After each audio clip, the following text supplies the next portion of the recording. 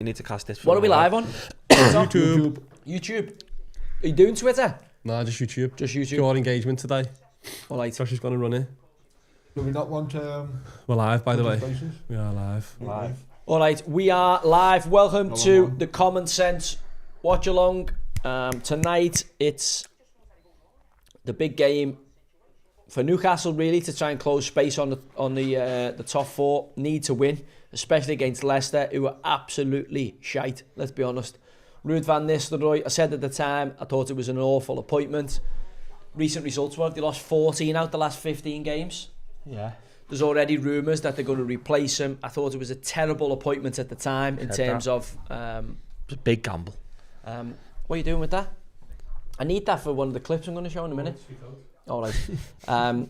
And I you know, when I'm looking at it, I don't know whether Ruud's a good or a bad manager, because I think he was put into a horrendous situation. And Yeah. you know, you're looking at it now. I thought Ipswich being ahead of Wolves in that 6-pointer after winning at Bournemouth during the week was huge for them. I thought, my God, if they go and win that, who knows, maybe Ipswich can latch on to the bottom group. The fact that they found a way of losing the game kind of puts the final nail in their coffin for me. I think I've been in them dressing rooms before, and you latch on to anything you can, a clean sheet, a point. But, you know, the fact that they lost that game and that they lost it to Wolves, who are the next team above them, is the end. If they'd won that was like a 6-point gap with 21 points left, so that you can see, it gives you a little bit of confidence. You could swing it, but they lost. Well, you've got a bit of momentum, haven't you? Because you've won in the week and then at Bournemouth, and then you've gone and won again at home and backed it up, and then all of a sudden there's a feel-good factor in the training ground. They're not going to swing that. No. And obviously Southampton, who are they on record to be the worst team? They've got to get two more points, have they? They've currently broke the record for getting relegated with the most games remaining. Yeah, they're the quickest team to get relegated. But what's the Derby County? I thought Derby only had 14 or 12 points. I don't know the point tallies, but if I had my phone, I'd be able to check that. Who's got the lowest points total in the Premier League? I'm sure it's Sunderland and Derby County have joint, aren't they? Sunderland. I don't know what Sunderland are the same. Sunderland and Derby, I think, hold the record. 12. 11. So you've got to fancy Southampton to get at least a point before the end of the season. Fuck me, They're only on 10 points? They're only on 10 points, Oh my God. They've just sacked the manager today, haven't they? Yeah. After 107 days. Seen that he left, yeah. Which was a strange... Yeah, it's Southampton for me stinks, absolutely reeks of the Sheffield Wednesday manager, Danny Role, who I think they tried to get him out, but I don't know whether you've seen this. Chef Wed have not been paying people at the club recently, so there's a cash flow problem. I think that accelerates Danny Role out the building. But I want to know who's behind this Danny Role, because if you ever remember, when he first come to England, after about 3 months of being in England, he was working on the Euros as a main pundit for BBC. So some big agents behind him. I think he was Germany under-20s manager, under-21s. But there's a big agent pushing him because, by the way, I've heard from Josh Windass, who I know quite well, says he's absolutely brilliant, blah, blah, blah. But compared to what? Do you know what I mean? Because before that, with the greatest respect, they've had Big Darren Moore, who's a bit old school. Yeah. And, you know, I'll have to qualify that in terms of when I look at Danny Role. I know the Chef Wed fans seem to like him and the players seem to think he's good, but what the fuck's he done? Chef Wed what? 15th, got beat by Hull at the weekend. They haven't got in the playoffs. I know they've given a bit of a scare, but they haven't actually got in the playoffs. They haven't actually done anything. So, you know, to say he's probably going to pick up now the Southampton job in the Championship, which will be a big job. They'd have to be, you know, one of the favourites to come up next year. The teams that come out of the Premier League tend to be, albeit I do think Southampton will be raided for some of the better players. So I thought when I seen that today, I thought that could be a good opportunity for Steven Gerrard. Southampton? Yeah. Oh no, that's Danny Role. Danny Role's getting that. I think they tried to get him out a while back when they first sacked Russell Martin, and I think that Chancerai guy, the lunatic who's the Chef Wed chairman, wanted £5 million for him. So obviously he's balked at that, and they haven't paid it, and then they've taken Juric as a short-term fix. Yeah. And obviously that's not worked, and I think they'll go back for him in the you know, stranger things have happened. He may go Gerrard, but I think that looks like Danny Role's going to take that. The problem you've got is I think the 3 sides that come up next year, you're looking at the team that busted me coupon Saturday, Sheffield United, Chris Wilder at Oxford. If you can't win at Oxford, you're not going to stay in the Premier League in 6-8 months' time. The week before, Leeds let me down for my coupon at the top. So they were at home to Swansea. If they can't beat Swansea at home, what hope have you got of staying in the Premier League in a few months' time? Yeah. And then my old club, Burnley, who won at the weekend, good win at Coventry. But I've seen them play live this season. They're not staying in the Premier League if they come up. So you're looking at the 3 favourites that come up. 2 of them will do automatic. One will be the favourite in the playoffs. Yeah. But whoever comes out of that championship next year is going straight back down. The gulf is getting bigger. Not in terms of only money, but quality. Well, how'd you fix it? They're not going to. I think for the next 5 years, unless an oligarch or a nation state buy a championship club like Newcastle and try and get them into the division that way, for the next 5 years, maybe even 10 years, the 3 teams that come into the Premier League will be the 3 teams that go straight back out. The gulf now is humongous. Yeah, there's no denying it. I think that's obvious. But wouldn't you have some sort of change in the PSR rules for them just so they can spend a bit more, do you think? Maybe the 3 teams that come up get to skip that first 3-year PSR period, they can spend more? No, but you're talking rationally here. That's not what they want. So what they want, all right, all these oligarchs and billionaire American investors and nation states, they want what they've got in America, which is a franchise system of no promotion, no relegation. Yeah. So it's what Gareth Ike spoke about the other day. What did he say? Something and then solution and then... So they've already built it in. Teams will get promoted straight back down. After about 10 years of that, people will go, what's the point of even having a promotion and a relegation? Let's just fuck it off. And then they go, oh, all right, yeah, now we get what we want, which is 22 teams or 24 teams in the Premier League. 46 league season. And it's closed shop. So the team that finish bottom don't go down. So they'll end up saying, right, well, Leeds are a big club, let's keep them in. Someone else a big club, let's keep them in. And they're already, with the cosplay, killing the football pyramid, because the cosplay's getting prime time slots. Yeah. And the money of that is going to be filtered into the cosplay team. Because as we've seen, Chelsea tried to cook the books and sell the cosplay team for 200 million to get away with the FIFA regulations. Yeah. So they're going to use the cosplay to kill off the lower leagues so that we get no promotion, no relegation. It's why it's absolutely imperative that we challenge it at every single junction. That is one of the pillars of the woke community is, oh, well, girls have played international football for England ladies, so that means they've got exactly the same idea about the game as you. No, they fucking haven't. Listen to the fucking idiots talk on the telly. You had one of them sitting on Super Sunday, which I now call Stupid Sunday, sitting there, dressed to the nines, looking like a giant dressed up Cabbage Patch doll. And Roy Keane cannot even look in her direction because he's about to have volcanic eruption out of his earlobes. He absolutely despises the fact that he has to sit next to her. And then, when she gets here, five seconds of go on, give us something then to prove that you do deserve to be here. She starts talking about, oh yeah, Man City can still get into the Champions League if they win the FA Cup.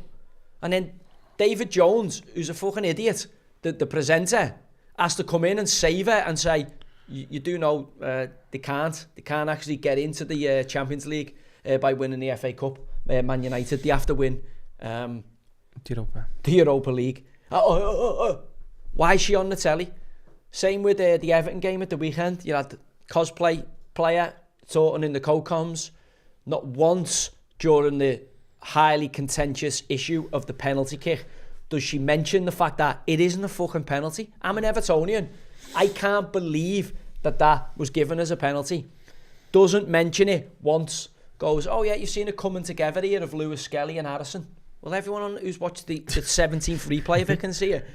Doesn't say whether she thinks it is a penalty or isn't a penalty. Then when the penalty's taken, doesn't mention at all the fact that 15 steps before he got to the penalty spot, David Reyes fucking jumped on the floor and dived out the way. Doesn't mention it. Starts talking about, oh, really great penalty from Iliman Ndiaye. He just steps up and slots it into the corner. And I'm going, oh my good God. how is nobody talking about the fact that the keeper just jumped out the way 5 seconds before it was he's got history necessary. for that, right? Yeah, he's got history. I'm not having him. He's got history for that. I've seen this. When did they take the pens? Who did they have a pen shootout against? Remember, we watched it, and he dove about a week early for them all. It was like, what are you doing? He'll cost them again in the Real Madrid game Tuesday night. He's not good enough.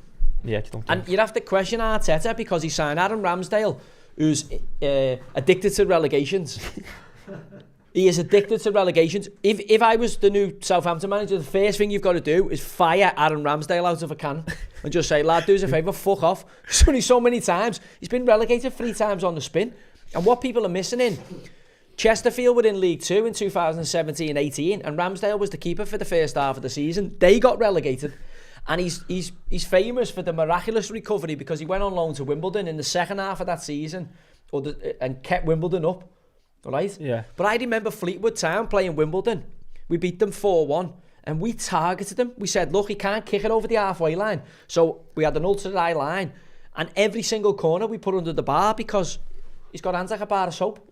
Now, he is a good footballing keeper, but ultimately, can you fucking keep the ball out the net? Yeah, and can you stop your team getting relegated? Because every time you're in goal for somebody, they have a funny habit of dropping out the division. Yeah. You can't even argue it. I don't even think. All right, this is interesting.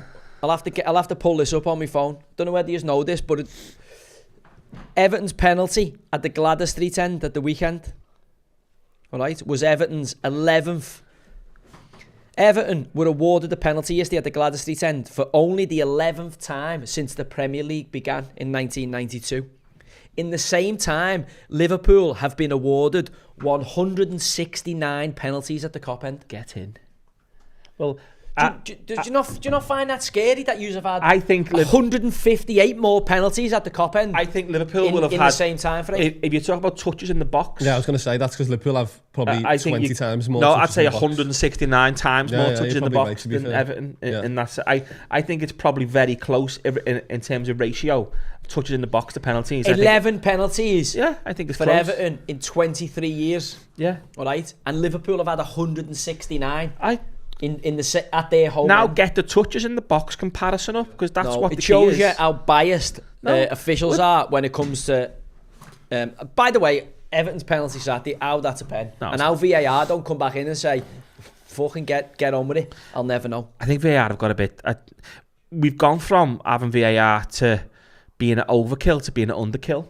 I think in some instances recently anyway. So bad. It's just like, how can the pendulum swing so far from like managing each instance throughout the game to then saying, that's fine, let's just crack on. It's just snapped his leg. He's just that's fine. I don't think that's anywhere. Like this. Premier League will get that spot, but I think today's massively. I think it'll be Europa League. Sorry, Europa League, my bad. But it's a missed opportunity. Obviously, we've got the FA. Yeah, we know what we know. I just can't take a face serious. Get that spot, but I think today's I just can't. Look at the boat race. The expert, buffoonery, right at its highest level. Score predictions anyway tonight.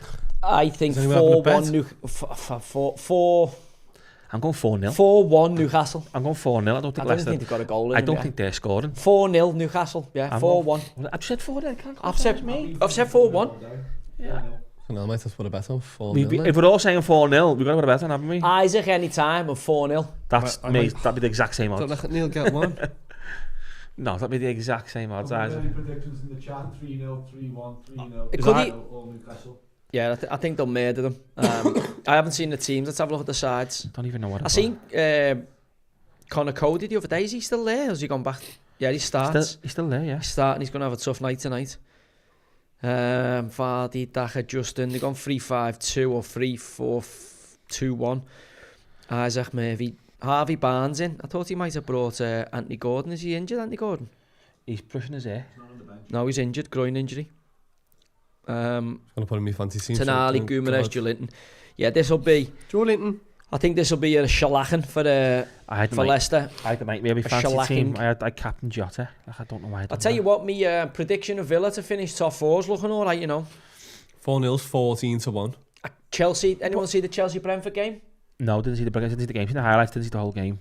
Were there 2-0 nils on the two Sky Live games? Was Brentford Chelsea on? No, I was watching Liverpool Fulham. Liverpool shit in the kecks against Fulham. I can't believe Liverpool have gone so flat so quickly.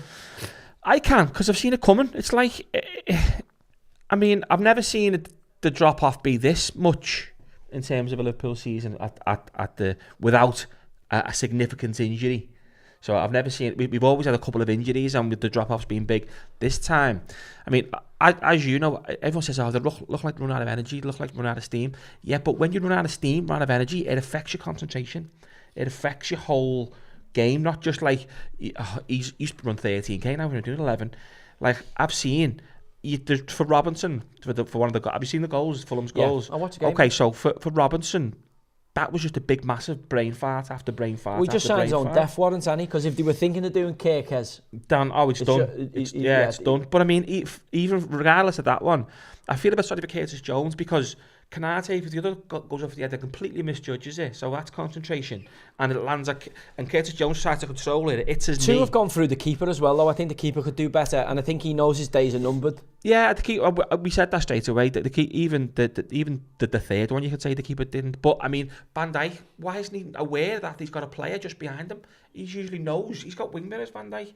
He's waiting for it to just head it clear. Don't forget it. He got caught out in the derby. Beto called him the same. It's concentration. Beto's done him in the derby. Concentration is just lacking throughout the whole team. I can go through Gravenberch, Szoboszlai, McAllister. I think I can't have this Szoboszlai, you know. And do you know the reason? He never turned. There was a couple of passes played into him yesterday, and he could have turned. He had space to turn, and he didn't know what was over the shoulder. I did not know. What I've noticed for Liverpool in the past 2 months compared to the previous 8 is we're playing passes that we would never have played, with sloppy, stupid passes. I mean, Szoboszlai done a robbo. He played it across the 18-yard box to Iwobi, and luckily we got away with that one. But just making stupid, sloppy decisions. Which I mean, it was a great goal from McAllister to get you in the lead. Great bit of individual quality, and then it was almost like the light went out for them. I don't know whether we took our foot off or whether it's something in there, but I can't say to take your foot off the gas, because it's happened when we beat Everton, when we beat Hughes, we weren't great. We weren't great at all. Oh, no, you got lucky. Yeah, better side for the half. We got beat fair and square by Newcastle. No one's arguing that. We were crap. And then PSG, we again farted against PSG. So this is going back against Villa. It's going back quite a while. The worst player for me, he's been absolutely invisible, Mo Salah. I've got a feeling that Mo Salah signed his new deal and then just falls off the white cliffs of Dover. And everyone's going, why do we cash out? Why do we just get like?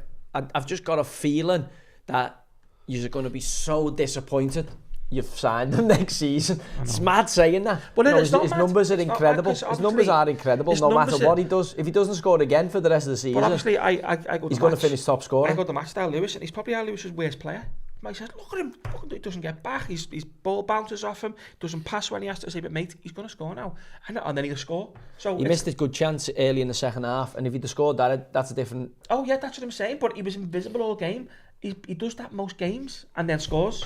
So that's what you want. You want to play it. But that's loads of strikers do that. Loads of top strikers, honestly, the best ones, you go, fucking hell, he hasn't done anything. Next minute, bang, here he is. He's got, fucking hell. I know, but he scored there. A lot of the top strikers offer a bit more. He's not a striker. Don't forget, he's a winger. He's basically a winger. He's a wide forward, he's hugging this right line, so he's not getting back and helping his fullback nowhere near as what he should do. He'd have got Gravenberch to come across. I thought he was doing that in the early part of the season, though. I did think he gave better protection when it was. But the past few before games, Christmas, the past few games, he's been absolutely invisible. His decision making on the ball has been awful. His finishing's been crap. Yeah, is that because he signed a new deal, though? I don't think he signed. I think I've heard he signed it. So I think he's signed it now, and the edges just maybe come off him a little bit. Because he goes, well, we've won the league. It would make sense. We've won the league.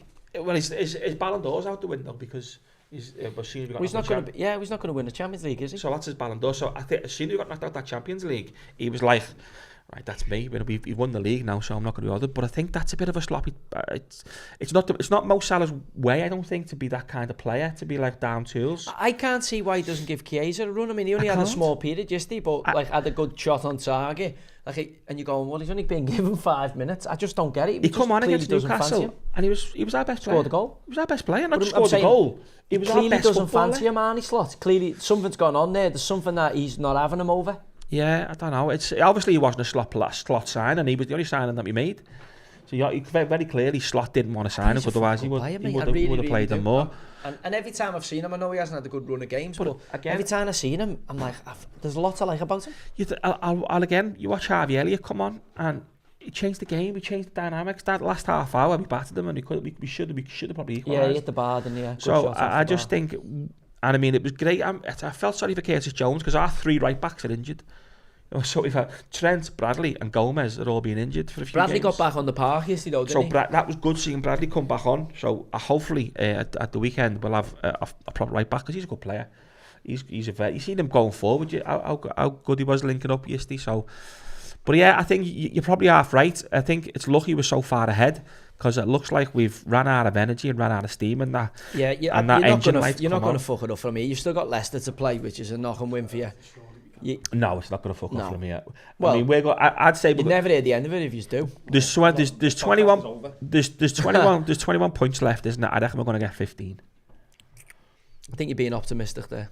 I reckon we'll get 15. I reckon, because if you look at the games we've got, I reckon we'll get 15. No, I reckon Spurs will fart it. I reckon we'll beat West Ham. I reckon we'll beat Leicester. I reckon Arsenal, tough one for you. It doesn't matter. I reckon Arsenal beat us. You beat Leicester.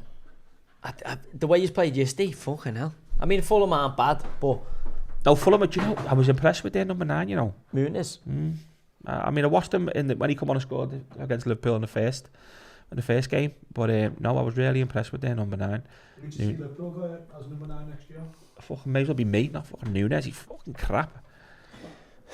Honestly, I think I'd do more. When he comes on, I'm just thinking, what a waste of a... You'll never walk alone. What a waste of a shit. I don't give a fuck. You'll never walk alone. Do you know what I mean? They pride themselves on that, and then the minute they don't... fuck him off. Yeah, Set fire to his shit. He's get rid of him. Shit. No, I just think Nunez, he's just a waste of a shit for me. But 100 million quid. 85. Szoboszlai, 60 million quid. I don't mind Szoboszlai. No, I think he's third. For that money, I thought he was like a 30 mil or something. Fucking when I found out that, I thought he can't play with his back to goal. He's a brilliant runner, he's good energy. But I've seen him yesterday, and I've seen it a few times when I watch him play. He gets in the pocket, Gravenberch or McAllister play a decent ball through the line, break the line, and he comes back in front of the press. Yeah, no, you're right of what you're saying there, because I've called it a few times. He's the Hungarian Henderson. He's got to get on the half turn and get driving at people. Like, do you know what I mean? Like, that's what if he's going to play that 8 to 10 role, that's what he's got to do. You've absolutely caned him and not got it on. Told you. I can't see Liverpool forcing Alexander Isak out of Newcastle. I just can't see. I think it's 50-50 that one. I don't think he's going to Arsenal. I think he might want to wait for like I'm not saying a bigger club, but like a Real Madrid. Who's going to be if Newcastle can take the shackles off the spending? Who's going to fucking be bigger than Newcastle in terms of pure spending power? It's not just the spending power. I don't think they're never going to have that spending power City had initially. They're going to be able to spend a lot more than what they have been, but they're not going to have City spending power. But I just think... Or Chelsea's back in the day. I just think if oh yeah, it's on it.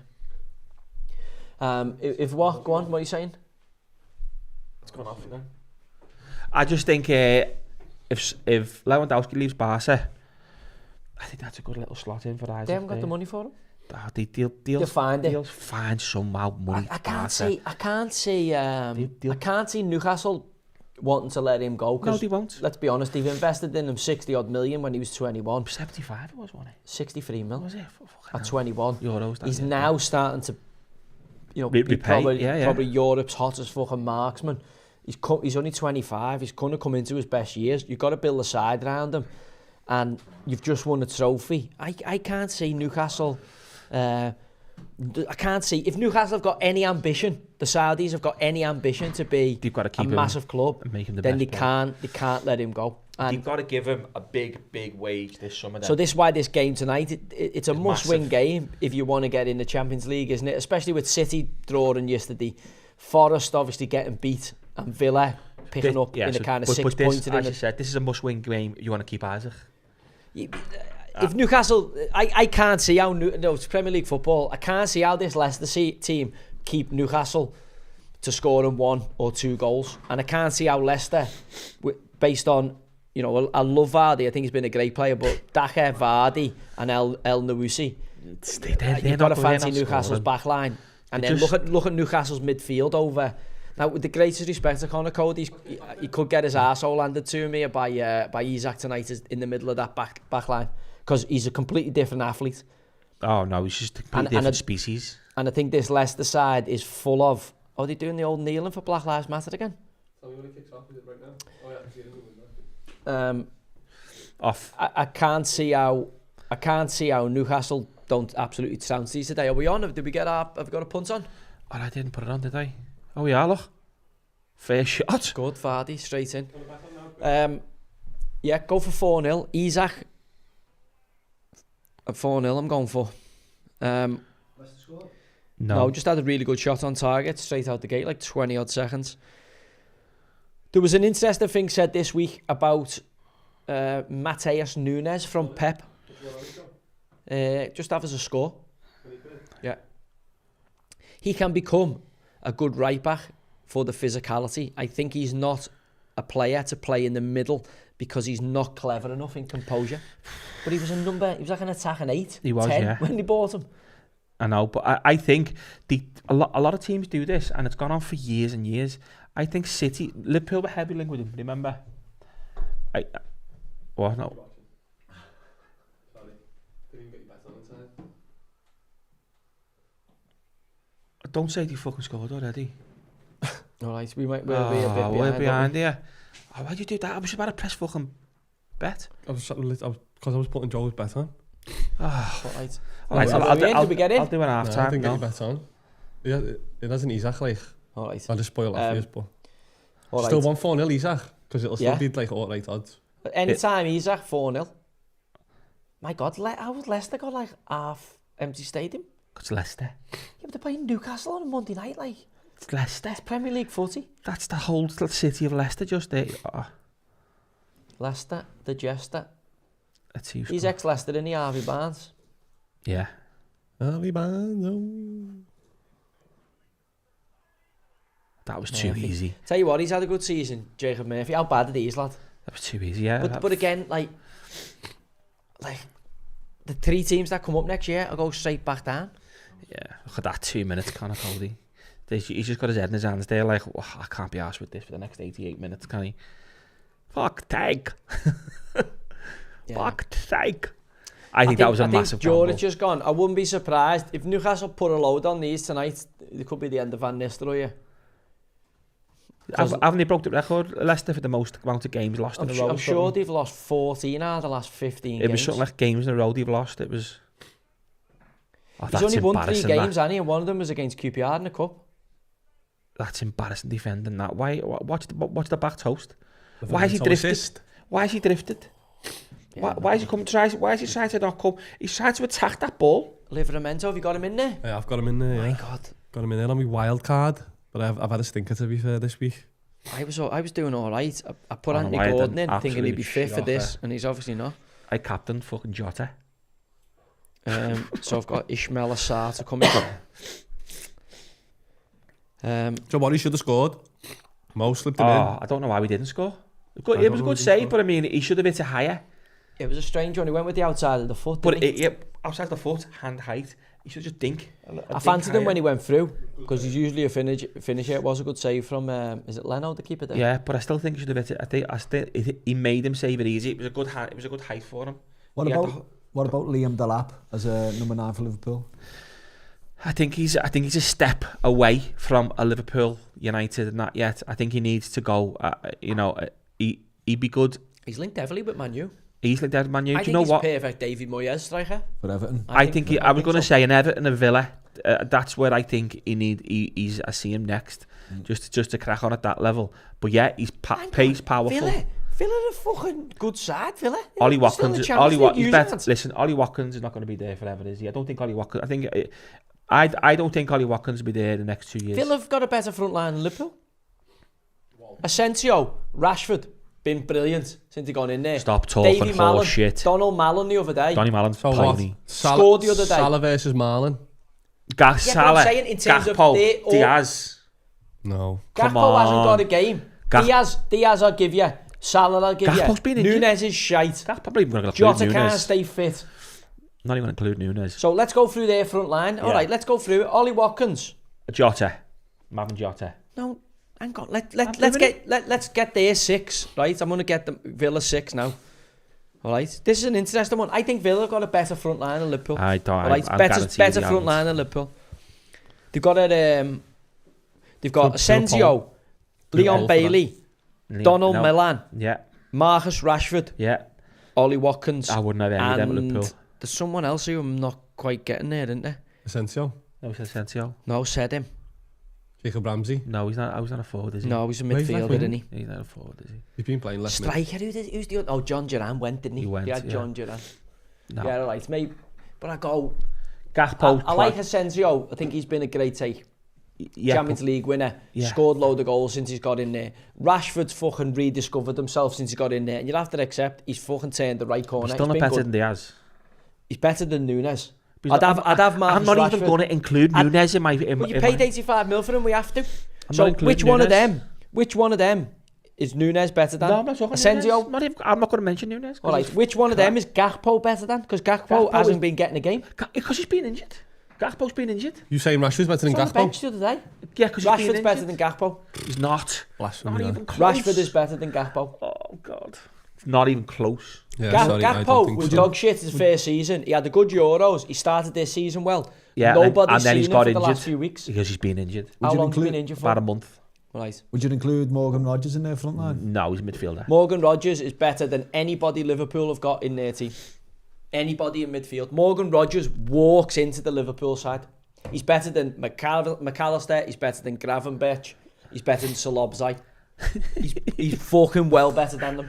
He's the best midfielder currently on form in the fucking Premier League. I'm not arguing. See how good he was again at the weekend against Forest. I think Ramsey's been playing. Has he been playing left wing? Has he been playing? Yeah. Ramsey. Yeah.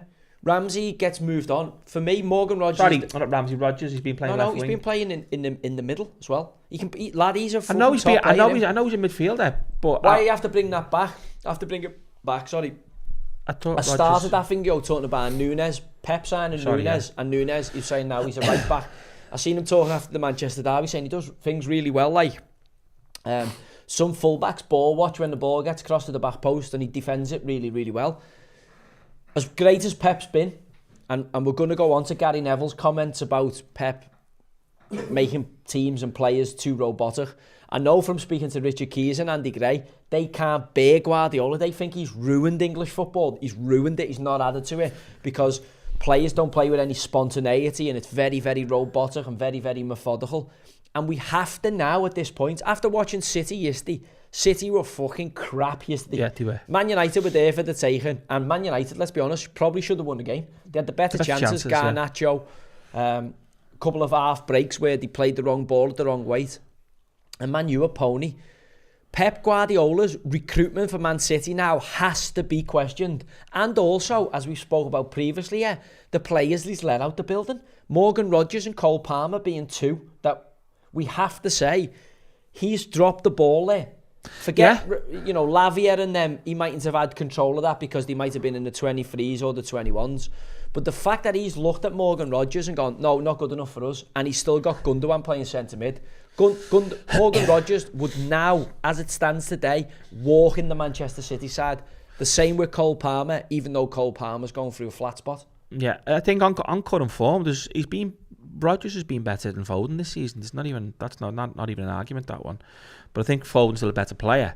But I think Rodgers, what I've seen of him and what he's not even. But I don't even think Foden was a better player. I think he still is. But I mean, in football, it's about what you're doing today. Phil Foden won PFA Player of the Year last year and was brilliant last year, right? Yeah. He was bang average for England in the Euros, and he has become worse as the season's gone on. Now, there's big rumours allegedly, big rumours in Manchester that he's staying out late, he's hanging around these shisha bars, smoking his fucking tobacco and all that, with all the fucking divvies in the shisha pipes. And you take your fucking eye off the prize at that level. You can see it in his performances. I thought it was out of order, all the Man United fans singing his mass a slag yesterday. Thought that was a bit heavy. But when he's doing that to the crowd, like, you know, you've got to get you've got to be smarter. You've got to shut them up with performances. And when I look at Man City, again, De Bruyne, been a phenomenal player, arguably of his generation, the best midfielder in the Premier League. Definitely in the conversation, isn't he? Yeah, arguably the best player in the Premier League, but got the teeth done, got the turkey teeth in, fucking big mad quiff going on, and as is normal, when you get them teeth done, for any young players out there who come into a few shilling, when you get your teeth done, all right, your body compensates for your mouth. You sleep, you run, your body compensates for your mouth. When you get the teeth done, you've got fucking big... Oh my God. Got to score. Oh, get in. 2-0. My God, what an effort this was. Who was that, Tonali? My God, no. Shah? My God, how's it? Where's the keeper? What's the keeper doing? Crossbar challenge. Lad, 10 minutes in, did we get 4-0 on? We get 4-0, Isaac, any time. What price did they get? 13-1. Fucking hell, this could be like 8-0. This is 2-0 after 10 minutes. Oh, boy. Lad, how bad is it now that the teams come up just let's watch this again, Vardy, too easy. Oh, lad, that's a great hit. He's onside, well, about 10 yards on. Why did he stop? Why did he fucking stop? Connor Cody. Oh, that's shocking. Stop because he's a championship defender playing in the Premier League. You can't just let him run and let's stop. No, not Connor Cody. No, he doesn't think it's going to hit the bar though. It is Connor Cody. Connor Cody should be running. They both should be running in. They both should run in, yeah. They both should be. They say to defenders, don't they, anticipate danger. You should be thinking, fuck me, if the keeper saves that or hits the bar, I've got to be first on the scene. Correct. Either way, Shah deserves a goal for that. What an effort that was. I'll tell you what, he's been some player that Newcastle, that he inherited Eddie Howe. Obviously, Steve Bruce won't get the credit for it, but some player for Newcastle, Shah. Yeah, he is. Right, just to go back to the point, what was it making? De Bruyne. So the lads out there, you get the teeth done. As soon as you get your teeth done, it realigns your bite. Once you realign your bite, that starts to offset your spine and your spinal column and your spinal cord. And before you know it, like a dominoes, bip, bip, bip, bip, chain reaction goes down your spine into your soft tissue. Before you know it, body starts coming apart. Kevin De Bruyne's problem at Manchester City was getting his fucking teeth done. Every player I see get the teeth done. Within a short period of time, soft tissue injuries start happening further down the chain. They go, oh fucking hell, don't know what's happening here. I'll tell you what's happening. See them fucking stupid big teeth you've got put in your fucking grid that don't organically go there? That's what's fucked you up. Now, get them done when you stop playing. When you've got all that money in your fucking pocket and your career's there, your CV, go and get the turkey teeth, the Bobby Firminos, and look the part. But all these fucking divvies out there who were getting the teeth done and thinking they're going to be footballers, watch what happens to your body after a short period of time. I've seen it. Didn't he have... It wasn't his hamstring completely off the bone or something? Something like that. They say his hamstrings turn to mush, don't they? Oh my God. I thought that was 3. They're saying his hamstrings gone like paper mache. But that's why City have offset him. Yeah, like even when you watch him yesterday, he makes him captain yesterday. He doesn't have the certain je ne sais quoi yesterday, does he? Doesn't have the va-va-voom. He hasn't got it anymore. He's lost. I think I listened to Micah Richards and he did make the point about what you've just said there. He said he just... About his teeth getting done? No, about the 3 yards. He said he's not... He used to be pretty quick over them 3 yards. He tried to run away from Fernandes yesterday and Fernandes reeled him back in double quick. Yeah, he said once that's gone, you know it's kind of... I think it's since he's had the teeth done and got that big mad quiff, he's not been the same. How good's Bruno though? Bruno's getting better. I honestly, I would love him at Liverpool. You know? He's a player who you'd hate to play against. Yeah, he is one of them where like David Silva kind of. Stand him, Bernardo. I disagree. Sorry, Bernardo I have to disagree with you. I think he's a good player in a shit team, and it makes him look a bit better. No, I think he's unbelievable. I think he's a very good player. So would you take him over Morgan Rodgers? No. Cole Palmer? No. So how's he? Because they're both very good players. I said that. I'd love that Liverpool. All right, give me where Bruno is in the list of Premier League midfielders today. He's top 10. All right, I disagree with you. I think he's top 10. He doesn't definitely. track back. Never tracks a fucking No, runner. he's fucking graff. He doesn't stop running. He runs Caicedo from Chelsea, I'd take over him. when he's fit. He was a machine Yeah. the other day in the Spurs game. Fucking pressing machine. Take him. That Lavia, if he stays fit as good as him, by the way, he's a good player. Very good. I don't think you can categorise them because they're both holding We're talking players. about midfielders. So you're saying he's got to play midfield. No, let's talk He's not a holding midfielder. He's an eight. But he's a midfielder. All right, So well, Morgan Rogers is a midfielder, albeit he's not an older midfielder. Tielemans is a midfielder, bit more of an older midfielder. Yeah. John McGinn's a midfielder. Onana's a midfielder. Bruno Fernandes, whether he's fucking like it or not, is a midfielder. So unfortunately, lads, to play midfield, you've got to track back and run that way. It's great going that way, fantastic going that way. Paul But you've got to fucking run your bollocks off, and you've got to do a bit of graft going back that way. For me, he does do that Bruno, though. Bruno doesn't do that at the level for me to be classed as a top midfielder. He's a fucking good player on the front foot when he's going forward. I give you that. He is a good player. The big issue for me is when he goes in the other direction, and I don't think he can be considered a fucking top midfielder unless he does a bit of the dirty work on the other side. Like McAllister was considered an attacking, adventurous midfielder, but he does a bit of the dirty work on the other side of it. Bruno is not worth a carrot going that way. No, I think he does. I think he does a bit of the running, a bit of the pressing. But what Bruno's problem is, I do agree getting the Liverpool side. I think I think that's because Slob's eyes shite. I think that his problem is he's a bit of a whinging bastard. Oh, the worst. No, he's a cheating cunt. cunt. He's a cry ass. He's a cheating bastard. Yeah, so that's why I don't think he's like if something doesn't go his way, he'll down tools for 10 minutes. Which is not what I want in my team. I know what you're trying to say. Shit, The fucking proper crap. But he'll be a 15k man. No. Bruno. I promise you he is. Shut up, lad. Not promise you even he is. close. Shut up. I promise you he is. I don't think he's struggling. I think he's struggling for a 13k. He's a good runner. He is a decent runner. Yeah, but he's not a 15k. No I wish one's I doing could see the stat. I'm 15k, trying to find the lad. stat. Or whatever then. What one's doing 15k, mate. 13k is probably what the top. What's like he's top level. Szoboszlai's 13k. James Milner and all that, Aaron Ramsey and that, you top out about 14k. Go on, we'll say he'll be 13, 12, 13. Szoboszlai does 13k. He will be a good runner in terms of 12, 13k. Bruno, I think there'll be others because he doesn't do it going in the other direction. Whereas your Slobzai, what do you call him? Szoboszlai. I can't even say his name now because he's giving me Szoboszlai. You've got me saying his name wrong. Szoboszlai. And what you call him? Would do it in the other direction. Yeah. He does a bit more for the team in the other direction. He doesn't have anywhere near the quality of Bruno. I'll give you that on the ball. Yeah. I think Bruno is good on the ball, but I don't think Bruno.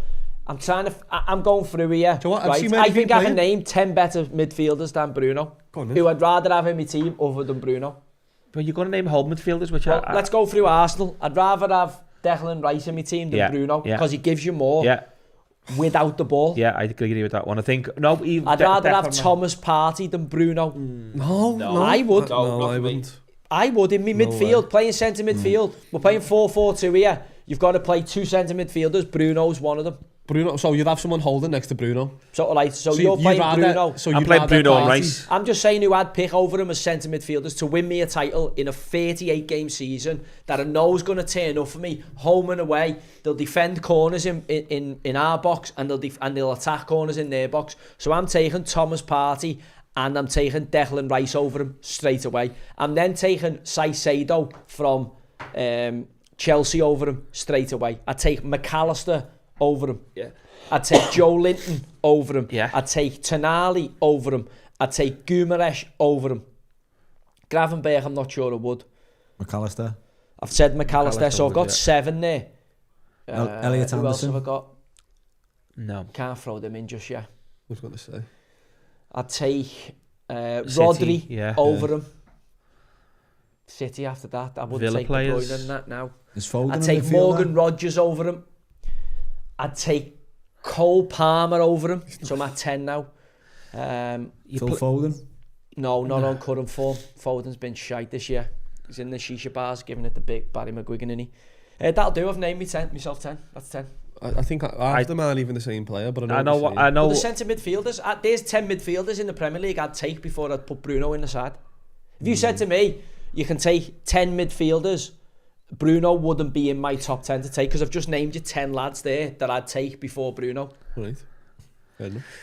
Gibbs White, no, I wouldn't. No. I'd probably take Bruno Edwin, but he's had a good season, Gibbs White. But I'm just saying, we've got to win a league. You can sign 4 midfielders. You've got to win a league. There's 10 I'd pick over Bruno. I don't know which 4 I'd pick, but to win a league, because they defend corners and they attack corners, and they fucking work when it's a bad day. They don't start throwing their arms up and fucking blaming every other cunt in your team and getting sent off, because he gets sent off a lot, and letting you down. He is a whinging bastard. They fucking turn up for you, and Bruno on a good day might be better than them all, but Bruno on a bad day is fucking not worth a carry. And now he's getting better, I think, because Man U were that shit, and you go, fucking hell, he's a good player. I do agree. In amongst the crap. I do agree it's a big shout and being linked with Real Madrid. I just don't know where that's come from. George Bruno. Mendes is agent, and his contract will be up in 18 months, and Man United got to rebuild, and he's going, right, I need to rattle a cage here, because we're 18 months out and we want to get paid. He doesn't get in the Real Madrid side, because Tuchemani's better than him, Valverde's better than him, Modric is going to stay on another year. You've got Camavinga. He's better than him. Who else is in Valverde. there for Real Madrid? Bellingham. I mean, you could see him going to a Real Madrid or a Barcelona, because he was linked with them, if you remember, before he actually came. He was linked with everyone before he came to England. He stinks of Atletico Madrid for me. All right. He stinks of Atletico Madrid. What is the poll? Is Bruno the top 10 midfielder? Look at him, he's casting it. I'm not casting it, I'm just saying it's very... Is Bruno a top 10 midfielder in the Premier League? Is Bruno Fernandes a top 10 midfielder in the Premier League? No, is Bruno Fernandes getting you the got to top ask the 10 question. midfielders in the That Premier question's that's open. That's open. Oh, yeah, I need a yes or no then. No, it's open, isn't it? So what's the question be? Would Bruno get in the top 10 central midfielders in the Premier League? That's a better way of framing it, yeah. Would Bruno Fernandes get in the top 10 best midfielders, central midfielders in the Premier League? Best midfielders in the league. Just midfielders, innit? Because we know what you mean. Yeah. Would Bruno Fernandes be in the best? Get in. Is that right? Yeah. Nice that. Would be be in the top 10. Is Bruno Fernandes in the top? Oh, yeah. Is Bruno Fernandes? These are fucking crap. Yeah. Connor Cody wants to go home, look at him, you can just see in his face. Lad, I'm telling you, there's people there just going, can we keep this score down? They're all over the gaff, aren't they? I mean, it's a good block from Connor. He's doing it. I mean, he turned his back though. I don't like him when he just do that. See? Yeah, he doesn't look like... He done a robbo. Be interested to see the response. He just got to stand square. So you'd say you'd take him for Liverpool, he gets in the Liverpool side, Bruno? Yeah, for me. Really like instead of who? Sabozlai. Instead of... yeah, and just paid in that 60 odd 8. mil for him. I know, yeah, but Bruno's better than Sabozlai. I don't think it's a question, that one. So I've seen the worst corner I've ever seen him. By the way, that was dreadful. Oh my god! Harvey Barnes just passed it directly to Leicester goal. Oh my god! Can't be worse than Jack Harrison's. That was the worst corner I've probably ever seen. That's a foul. Jack Harrison's corners in the game, where he was just standing up to the back post was like a Sunday League corner. Watch it. Well, you know, you obviously. Did anyone think the Jack Harrison pen was a pen?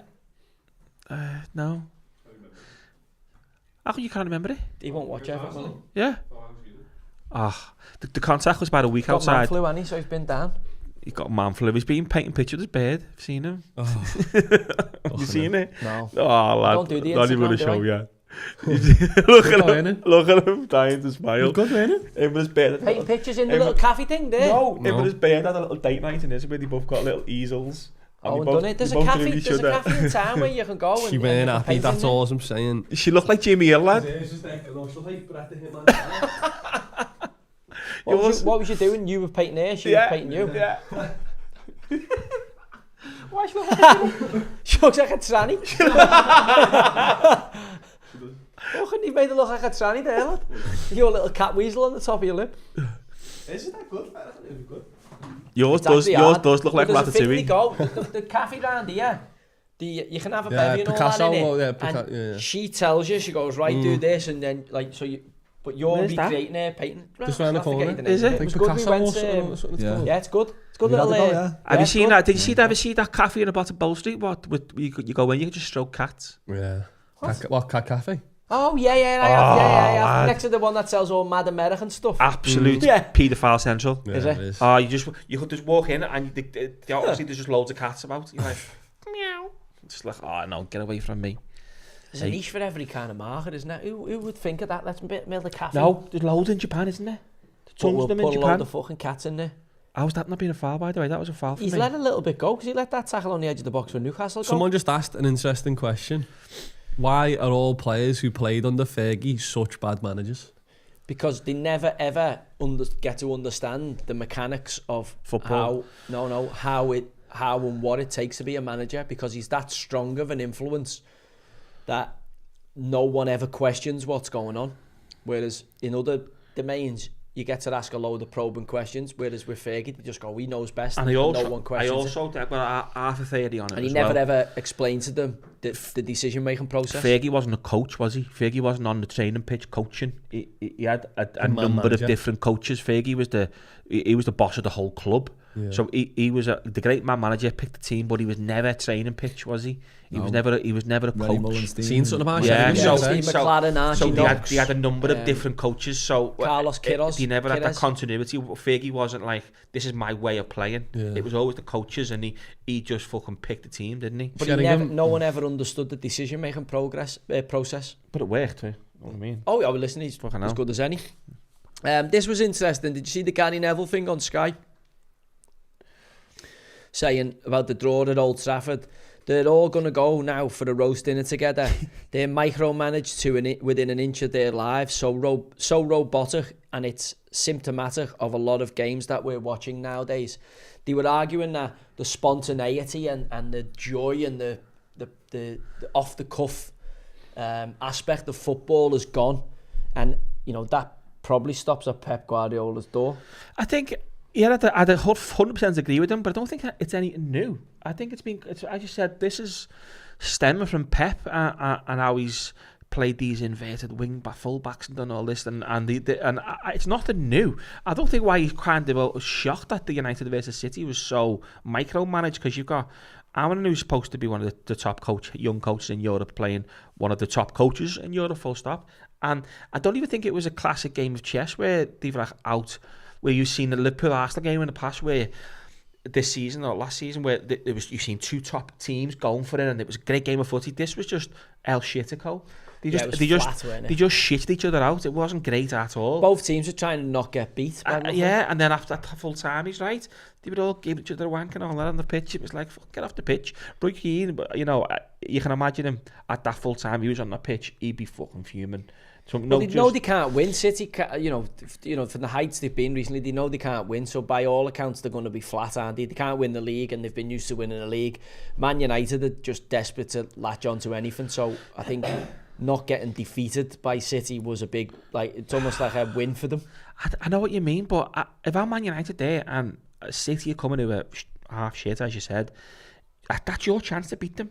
That's your chance to get one up on them this season again. And they were unlucky though. Xerxes had a good chance. Garnacho had a few chances. He had a good chance to slip Bruno and played the ball behind him. He should have done better with the one at the back post. There was some parts of the Man United performance. I think if you are like them and you're struggling, that you could build off. The fact that the biggest worry for me would be City. He should have gone. Guardiola shouldn't have stayed. You've seen Hugo Viana in the stand with Chiqui Bergstein, which is interesting because he was Sporting Lisbon's sporting director when Amorim was there. He's meant to be really close with Amorim, who's going to become City's sporting director or director of football. And I genuinely I can't see, unless City go out and buy 4 or 5 players, I just don't see how the City side dominate again. There's players who've just fucking fell apart. Don't forget, they spent £250 million in January. That City don't play by the rules. But I'm saying they've spent big in January. And don't get me wrong, Marmouche is a player. He does look a player. But he's the only one, really. But you've seen yesterday, he can't lead the line. If Haaland's not there, they're toothless. Because he's not. He's either a wide left or in the hole. He's like a little drifter. He's so do you think he's going to go back to a kind of 4-2-3-1 next year? I think he'll go 4-4. Yeah, maybe a 4-4-2, 4-2-3-1 kind of. Marmouche playing off Haaland. But again, you're going to lose. De Bruyne's going, obviously. I reckon Foden's going to step in. Yeah, but I'm saying but who Foden's going to play in? So Rodri will be back. Rodri will be back. Gonzalez, who they've invested in, must be part of it. Gundogan will go. De Bruyne will go. I don't think Gonzalez. Can't see Nunes holding the tune at right back. It's obviously. I mean, you go back to Nunes. What you were saying before. Plenty of teams done it in the past. And I only know because Liverpool fan watching who we've gone after, and remember watching the City documentary, and when City tried to buy Van Dijk and stuff was in Liverpool. Teams do buy players just so their rivals don't get them. I mean, So we were heavily linked with Nunes, and then City bought him. He doesn't look like a Pep signing. It doesn't look like Pep really wanted him, and especially after the recent comments. I think they might have got him thinking, there's a player there, but it weakens Liverpool's position because they've spent heavily invested a lot of time in trying to get this player, and we come in and snaffle him and give him a lot more money. It has to be Pep's recruitment has to be questioned at this point because so many of them haven't fired on all cylinders. Who's actually is Pep got the final say in all these? Of course he has. He's got to have. He's got that much power. Well, listen, at the club, when he was winning everything, he had have the final say. So why is he not? Yeah, I know. I'm saying because he's got that much power at the club. He's got to have the final say now. I'd be very surprised if City sign a player without Pep Guardiola okaying it. Yeah, I don't think Nunes was a Pep signing, but I think he's definitely signed off on it and said, yeah, okay. Well, when you're the manager, they're all you're signing. Yeah, you live by your soul, but I know it's a little bit different with Arne Slot at Liverpool. We know that he hasn't got the final say. That's so. Right. Michael Edwards has come out, and you can say that, by the way, he hasn't given Chiesa a sniff. So that's the only player that Liverpool bought last summer, and Slot doesn't like him whatsoever. Liverpool's window in the summer is going to be really interesting, really interesting, because they've clearly been saving for somebody. Good save, first good little run there, and a shot on goal since the opening 15 seconds. El Qanusi. But Liverpool need. I mean. People saying this is the worst Liverpool side in a long time, and it probably is, to be fair, but still, we only lost that second game yesterday, but we still need Liverpool need a few players. First away loss in 26 games. Sorry lads, is this Jamie Vardy's last season in the Premier League? I don't know, he gets on that Red Bull and cracks on, doesn't he? He's fucking weird. He could. Yeah. What's your thoughts? I do, yeah. 39. Oh, sorry, in the Premier League? Or at Leicester? No, I think he could stay at Leicester. I think he'll have a season in the Champ with Leicester. Yeah, this is his last in the Premier. I don't think Leicester come back up. Is he 39? Is he Vardy? 38. So he'll be 39 next season. Yeah, this is his last season in the Premier. He hasn't got 2 more years left in him at this. That's some achievement, though, isn't it? What he's done. Yeah, what he's done from where he was to where he is. He's done. I'll be surprised if you see something like that again. It's getting less and less. It's getting harder and harder, and less opportunity for that kind of stuff to happen. Can you see this? Wrexham come up into the Champ next year, and he goes to Wrexham. Yeah, I can definitely. Because what's the names? Is Mullins going from Wrexham? Yeah, he's fell out with Phil Parkinson allegedly. Yeah, so Mullins is off, so that could be a great shout. What about the thing of Ryan Reynolds being a shirt lifter, lads? Why would that surprise you? Well, he's married to Blake Lively. Yeah, but the Blake Lively's meant to be a fucking absolute strange cat as well. Well, I've seen with that Julian Baldoni thing, she does seem like a bit of a space listen, it's woman. Hollywood. They're all at it. They're all shagging each other. They're all interlined. Yeah, I'm not saying they're not, but I'm saying Deadpool. He's like half Rob, but then when you look at it, so I was only that I've seen people talking about that Blake Lively, Julian Baldoni thing, and then some of the messages that Ryan Reynolds has sent, saying a straight man wouldn't send those messages. He's a gay fella. Now then he buys Wrexham, and you go, so he's in the dressing room. Has he bought Wrexham to get a little bit of a shifty on? No. Wrexham are getting some mad decisions, by the way. I think the referees and all that are desperate to get on that documentary. Wrexham have had some of the maddest decisions. Even the weekend against Barton, a red card and penalty given. I've made up because I had them in my coupon. Yeah, the week before against Stockport County, he gives a penalty that after about 15-20 seconds where James McLean shouting at the linesman. It's never been a pen. Haven't they just sold the shares, Ryan Reynolds, though? What's he just sold half his shares or something, hasn't he? No, the numbers have been put out, and the numbers for League One. Birmingham and Wrexham's numbers. Everyone's sat on Wrexham celebrating it. Only that it's the Deadpool fella. If it was any other businessman, they'd be kicking off because the money Wrexham are spending is a joke for League One, and if they go into the Championship, I've made it's north of 30 million what they'll have to spend just on what they've got.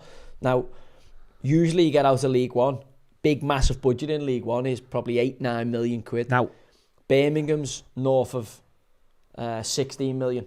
Yeah. And Wrexham's is north of 16 million. I actually know the figures, but I don't want to tell you them because then they'll know who got them off. Offside. 3-0. Offside. Yeah. I don't think he is. He is. He's offside. 3-0. I don't think he He's is. offside. 3-0. No, he's not. Yeah, He it's comes cool. from behind the player. Who scored? Do you reckon? Harvey Barnes. He just doesn't celebrate because he's former Leicester player camp. Yeah, he comes from behind the defender. Ah, it looked offside to me. But yeah, this could be I'm more than... This is going to be about 6. I didn't get... only because you scored, it didn't be 4-0 on. Yeah. He wants to get off kind of cold. He's like, fucking hell. Get me back to here, Doc. I've got him captain. Who? Isaac? Yeah, He's I've going got to score. Isaac captain.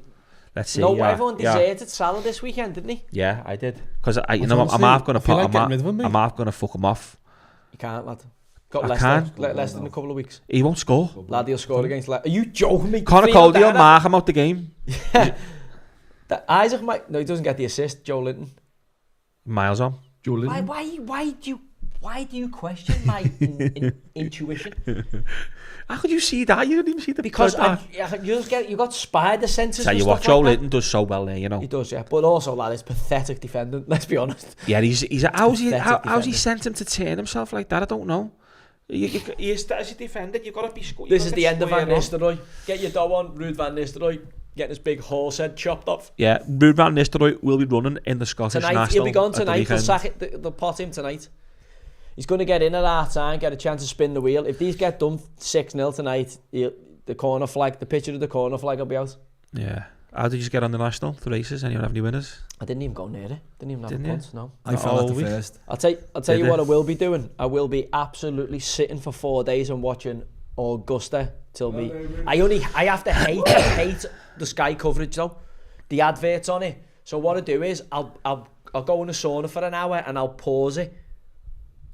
Put it on pause for an hour and then just fast forward through the adverts. Sky's adverts every fucking 2 minutes on it. They go, oh, here's a shot from McIlroy. And then the advert starts again. Come back. McIlroy. Oh, here's a McIlroy in the green. Advert starts again. Yeah, no, it's not And for they're me all to go. dressed in Adidas. 35 minutes, look at them. They're going for a pint. They're not. It's a Lad, they're 35. going for a pint. Lad, Some of they're them will be not going for a pint. Some of them will be going emptying. for a pint. It's no chance. Look at it. It's Camo, emptying. You bought your ticket. Let's be honest. I've seen everything. Let's be honest. Some of them could be going for an early pint at half time or an early pie. Come on. It's 36 minutes. I'm not having that. Going, do you know what? I'm going to get a pie, get my head together, and then hopefully we turn up and put something in the second half. But this was... This is bad, you know. This is like really bad. This is going to I be knew more. they were shit, but this is awful. This is going to be more than 4. They This can't is find going to be 6. They can't find the pack. They've had 2 shots, like. I put 4-0 on Bruno score or assist and Isaac to score. So I need Bruno to assist Isaac and then no more goals. There's going to be more than 4 goals, yeah. There's going to be more than 4 goals. Where'd you go with your Leicester? They've done the Steve Cooper thing. The championship. No, I mean, what manager did you go for? They've done the kind of Steve Cooper. Yeah. Is it Steven Gerrard again? I think he's sitting in the wings waiting for Gerrard, you know one what? of these jobs, isn't he? That's not a bad shout, Gerrard. That's not a bad shout. It's only, 2 hours from Liverpool? That's not a bad shout. Steven Gerrard, yeah. You could see him. And it's a good job in the champ, isn't it? Obviously, Enzo Maresca's used Leicester to get a big job in getting the Chelsea job after doing well for Leicester in the champ. So you could see Stevie thinking, you know what, this is a route for me back into the English game. Well, the top end of the English pyramid. There's rumours of him, if Johnny Eitinga left Liverpool, being our assistant, wasn't it? But I can't see that. I think it's got to be Slotsman, hasn't it? Being what? Liverpool? Yeah. To be assistant. At where? At Liverpool. I wouldn't. Why? He's a Liverpool fucking legend. legend. Because he is a Liverpool legend, and I don't want to ever be a Liverpool manager. He doesn't have to be. He can be the assistant. I want to just the coach or something. I'd love him to be involved, mate. That's the rumour. If Heitinga gets Heitinga's rumoured to want to go and get a first team job. Did you see Mourinho is linked with the Brazil job at the weekend in the papers? But did you see where him and the Galatasaray boss? Catch your nose! It's the first time I've ever seen a manager dive. He grabbed his nose, he dived on the floor. Yeah. I mean, it was a bit of beef in the game. Obviously, Osherman was scrapping with a couple of players. Yeah. But I've never seen. I'm like, why? If I was a manager, another manager grab your nose, the last thing you're gonna do is throw on the floor. It's like, what are you gonna do? Get the manager sent off? Make no fucking difference. Roll Ronaldo's and shit. Do you know what? I love Mourinho. I do, and I think in terms of the way he's taken on the Turkish referees and the Turkish thing, he's been mega brave. That's Jose, though, mega brave. That's what he does. That's what he's about. He creates that us against the world mindset, doesn't he? Yeah, that's what he does. But I would love to see him as Everton manager one day. I think there could be happening that. I think if Everton go all out, I think Diego Simeone would be like the optimum manager for us. But Mourinho, I'd like Mourinho. What are you saying? What we can't. I'm never going to say anything because they got Ancelotti. I can't say anything. Ancelotti is a fraud. I seen on Twitter the other day. He's not a fraud. He's a fraud. He's not a fraud. What are you 16 leagues, 16 years or whatever. He's won like 4 titles. Sorry, let me find the tweet of the week. He's not a fraud. He's a fraud. Ancelotti, he's one of the most successful managers. You'd like Ancelotti managers. to manage your side, lad, wouldn't you? It was Ancelotti or Klopp for when I wanted that Liverpool. It was them two. You'd like Ancelotti. He's a fucking cool bastard, Ancelotti. He's a cool cat, like, but... Yeah, but like, how can you not like Ancelotti? There's nothing to not like about him. Let me just see. Yeah, he's a winner. He's been an incredible He's only player. had 6 league titles in 30 years. But these are... Isaac hasn't got his If I said to you how many league titles you think he had in 30 years, what would you say? Half of them. Bar 6. Jeez. Only because I just heard you say it. But like if I would think more, yeah. You wouldn't, yeah, so that's what I'm I saying. would say How many 12, European Cups? 12 probably, yeah. How many European Cups? 4. Probably 4, innit, yeah. Did he get any? He got 1 at Milan. 3 at Real. Did he get 1 at Milan? No, Liverpool robbed 1 off him, didn't he? No, 07. Oh yeah, the second one he robbed off Hughes. He's won it 5 times. 5 times. 5 European trophies and 4 6. at Real Madrid, 1 at Milan. It will be, yeah. 4 at Real Madrid, 1 at Milan. He's won the European Cup 5 times. I know, but he's fucking managed a team that's... He won 2. Oh, wow, there's the 4-1. Dax and Pata. It just hit both posts. Sorry, Pats and Daka. Daka just hit both posts and gone in the keeper's legs. That's and Paka. Did it go? No. Oh. Pats and Daka. I was offside. It's just absolutely straight one out from about 30 yards. Hit one post right across the line. Hit the other post right back into Nick Pope's hands. Yeah, he is just. Oh, it's close, like, yeah, innit? He is just. Good hit, though. Oh, back into his hands. Man into his nutsack. It's a weird strike. It's like an half. He's like he's flicked. It's like a flick, Harry. With his prime AC Milan team, he only won 1 league title in 9 years. Yeah, but don't forget, you had Juve cooking the books there. You had Inter when Mourinho came. That's probably one of the best teams ever been assembled. Yeah, that you got to shut. He also got a European Cup robbed off. That's a big shout. That's a big one. That 1 league title in 9 years. Can you come to more with the idea that he might be a bit of a fraud? He did have. He's not a fraud. I disagree with you can't win 5 European Cups. Be a fraud. Don't care who you are. 30 years. You can't. 5 European Cups in 30 years. It's outrageous. It doesn't even count. I could manage Real Madrid and win the Champions League. Oh. I could. Do you know what? Like, you pretty much anyone can manage Real Madrid and win a Champions League. That's what I mean. Let's be honest. Managing Real Madrid is an absolute retard. No, managing Real Madrid is about managing the people, managing the players more than managing the team. Yeah, but I'm saying, you know, as long as you're like half sound with them, like the team fucking pretty much picks itself because they got a team of every Monday off with me. Every Monday off. There'd be probably 3 players. And you'd love it. Yeah. Yeah, you're not far off there. You'd be throwing pictures with them, all you. Come on, we're all going for a bevy. Yeah, you've just got to be sound with them, haven't you? I'll buy you all an easel. We can all draw each other. But I would have thought he would have won more league titles than 6 Yeah, in I 6 thought years. I thought at least 10. Like, Paris Saint-Germain as well. For his own respect, it's actually a really good record. But he's where he was. No, it's not the 6. It's more the 1 in 9 at AC for me. 1 in 9 at AC. All right. Fucking mad, Who do we think is the best manager in the world? Top 3 managers in the world right now or ever? Right now. You can't. You've got to say Pep for me still.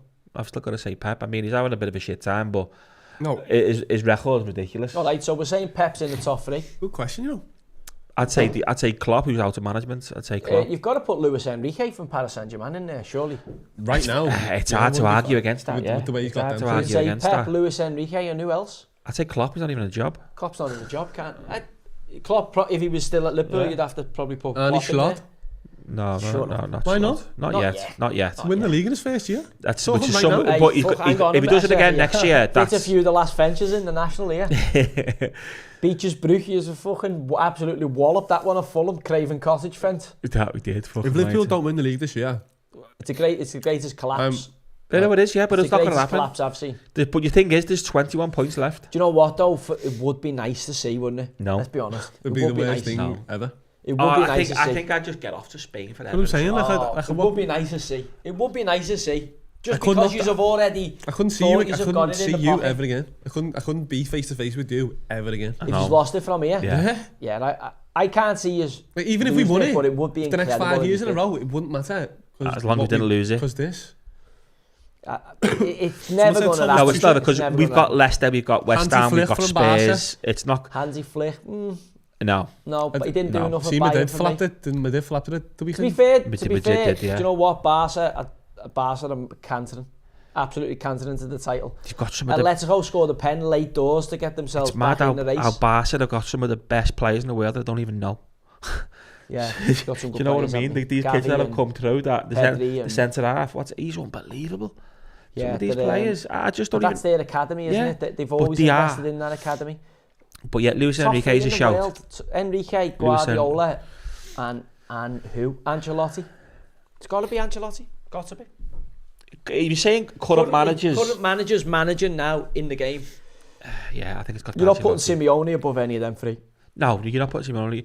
Luis Enrique is the one for me. You would think he's going to win the first European Cup. Hansi Flick's a good shout, but is he better than Ancelotti? Do you know what? Hansi Flick, Barca could win the league this year and the Champions League this year. Do you know what I mean? They're not going to do it. They knocked the Atletico out of the Copa del Rey, so they're still on for the treble. Yeah, they are, but I just think watching Luis Enrique and his team, he's fucking on it. He's on it. I've never seen. But he's only Paris Saint-Germain. Like, they've got no competition really in the league. They've won the league again. They win the league whoever's the manager. Tuchel won the league. Still, Paris Saint-Germain are the best team by a mile we played this season. Yeah, I'll have that. But they haven't. Their thing is their season impinged on winning the European Cup. Yeah, I think obviously they will. Play Arsenal during the week. They got Arsenal Tuesday, have they? Oh no, yeah, Arsenal play Real Madrid. Sorry, Paris Saint-Germain play Villa. Don't they? Villa. That's dirty. I think that could be an upset. That PSG Villa. Yeah. Not a chance. Unai Emery. Joe's a big Villa fan, though, isn't he? Unai Emery and that Sevilla team that have won loads and loads of fucking Europa Leagues. I've got a knack of finding a way of winning fucking games, crunch games in Europe. Don't forget, Man United went in as overwhelming favourites in the Europa League final, dusted. They've always kind of been second favourite in the final. I'm just going off what I've seen with my eyes this season. I know, but I'm saying to you, Unai Emery, you have to give him credit, knows how to set teams up in Europe to progress. He was the master at it at Sevilla. You might argue Sevilla had a knack for that cup before he got there. But what did he win? 3 and 3 in a bounce, was it? Did he win? Yeah, they won 3 back to back. 3 and 3 in a bounce, wasn't it? Yeah. But again, like, if there's a man that can do it, like, that isn't a dead rubber. He'll know Enrique's style because they're both Spaniards. He's got the players. Villa have got players at their disposal. They had one eye, even though they beat Forest the other day, they found a way of beating them, and with one eye on this tie to come. Now, Luis Enrique, PSG, don't forget, they've got the old rabbit's nose. The Nez de la Pan, as it's known on the golf course, the Nez de la Pan. The old rabbit's nose starts twitching in this competition, and as Barcelona will attest to with them, they fucking find a way of losing in this competition. They can't. That's great football. The only team in France who's won the Champions League is Olympique Marseille. PSG just don't seem to be able to get this trophy in the bag. Now, there'll be them and Real Madrid must be favourites. Probably they'll be favourites for the competition. They are. If you take away, but if you take away the mystique. What a final that would be. Who? Madrid. PSG. I think I've just got a feeling that because of the Qataris, I think they're just going to be cursed in winning it. I think the gods, the footballing gods, because don't forget Real Madrid, when Christopher Columbus sailed to America and then Cortez was in America and he brought back the Incan and the Aztec relics, there was the Ark of the Covenant in there, which gives you luck that was taken back to Madrid by the conquistadors, right? That is now home, is underneath Real Madrid's pitch, and that is why they are the jammiest bastards in the world. Liverpool play them. Liverpool are the second jammiest bastards in the world. What have we got under our pitch? Well, whatever you've got, you might have the one that was from fucking Jerusalem or something that you've got, but they've got one that trumps yours, and whenever you play them in the final, they just pull it on you and go. Yeah, but they're relic from the Inca world, from the Aztec world, which will be absolutely underpinned on Graham Hancock's Younger Dryas Impact theory that the civilizations of Central and South America far predate the civilizations of the African continent, Egypt and Mesopotamia. So they were where the first civilizations were. That's how you know, because the Amazon forest was planted. It's man-made. It was a man-made pharmacy planted. They've done all the research into it. We're yet to find... Are we going to talk about the fucking... We're yet to find... You've now found under the pyramids these pillars, these columns, but in South America, in the jungle with LiDAR now, they're finding all these temples. Don't forget, all the temples you've seen now from the Amazon forest were once completely covered by forest. Yeah. Now, whatever was in South America and Central America that these native people had, that they'd got over the years, is what Real Madrid have got in their fucking trophy cabinet, which keeps bringing that European Cup back season on, and they get them last minute goals. They win penalty shootouts against City last year, like they're the flukiest team ever. Even that comeback against City, remember? Honestly, they're the flukiest team ever, and it's something to do with whatever the conquistadors pinched out of South America. Well, like on Robbie. It must be like a gold monkey head. You've seen Indiana Jones and the Crystal Skull, haven't you? Like that, it's something like that they've got in their ground that brings home the trophy for them. But have you seen that? They've had the LiDAR over the Amazon, and they've already found like thousands of structures. Yeah. Well, again, if you've watched, go and watch it. Fingerprints of it's called Ancient Apocalypse, but it's based on the book's Fingerprints of the Gods. Is that by Graham Hancock? Graham Hancock, yeah. And it's fascinating, but also there's clearly been. I mean, I know Christopher Columbus was meant to have found America, but clearly there's been lots of civilizations that predate the ones that are known. Now, Egypt shows you that because we still don't understand it. And now what they're finding underneath the pyramids is everything has to be questioned. We are a species with amnesia, is what Hancock says. And it's so true. Okay, so that's enough of that. Yeah. The next bit is... Is it 4 a.m. here in the kitchen? The next bit is, while we're at half-time, obviously, Newcastle are absolutely shellacking Leicester. Hopefully, Josh, bang the kettle on your way through. I'll have to wait for you to come back because you're the financial expert here. I was going to talk about Trump and his tariffs. But let's get the kettle on and we'll talk about it. I'll put the kettle on, Campbell, if you want to sit down. Let him have a jet first. And we'll come back to it. By all accounts, the FTSE and all the Nasdaq and all that have all plummeted today because of Trump's tariffs. The worst one since... The worst what? It's the worst crash, isn't it? Since, what was it, since what? Was it 2008. COVID? Oh, was it? When the banks failed. I don't know, seen... 2008. Yeah, stocks and shares and crypto. Crypto. Do we believe in crypto? What's the crypto...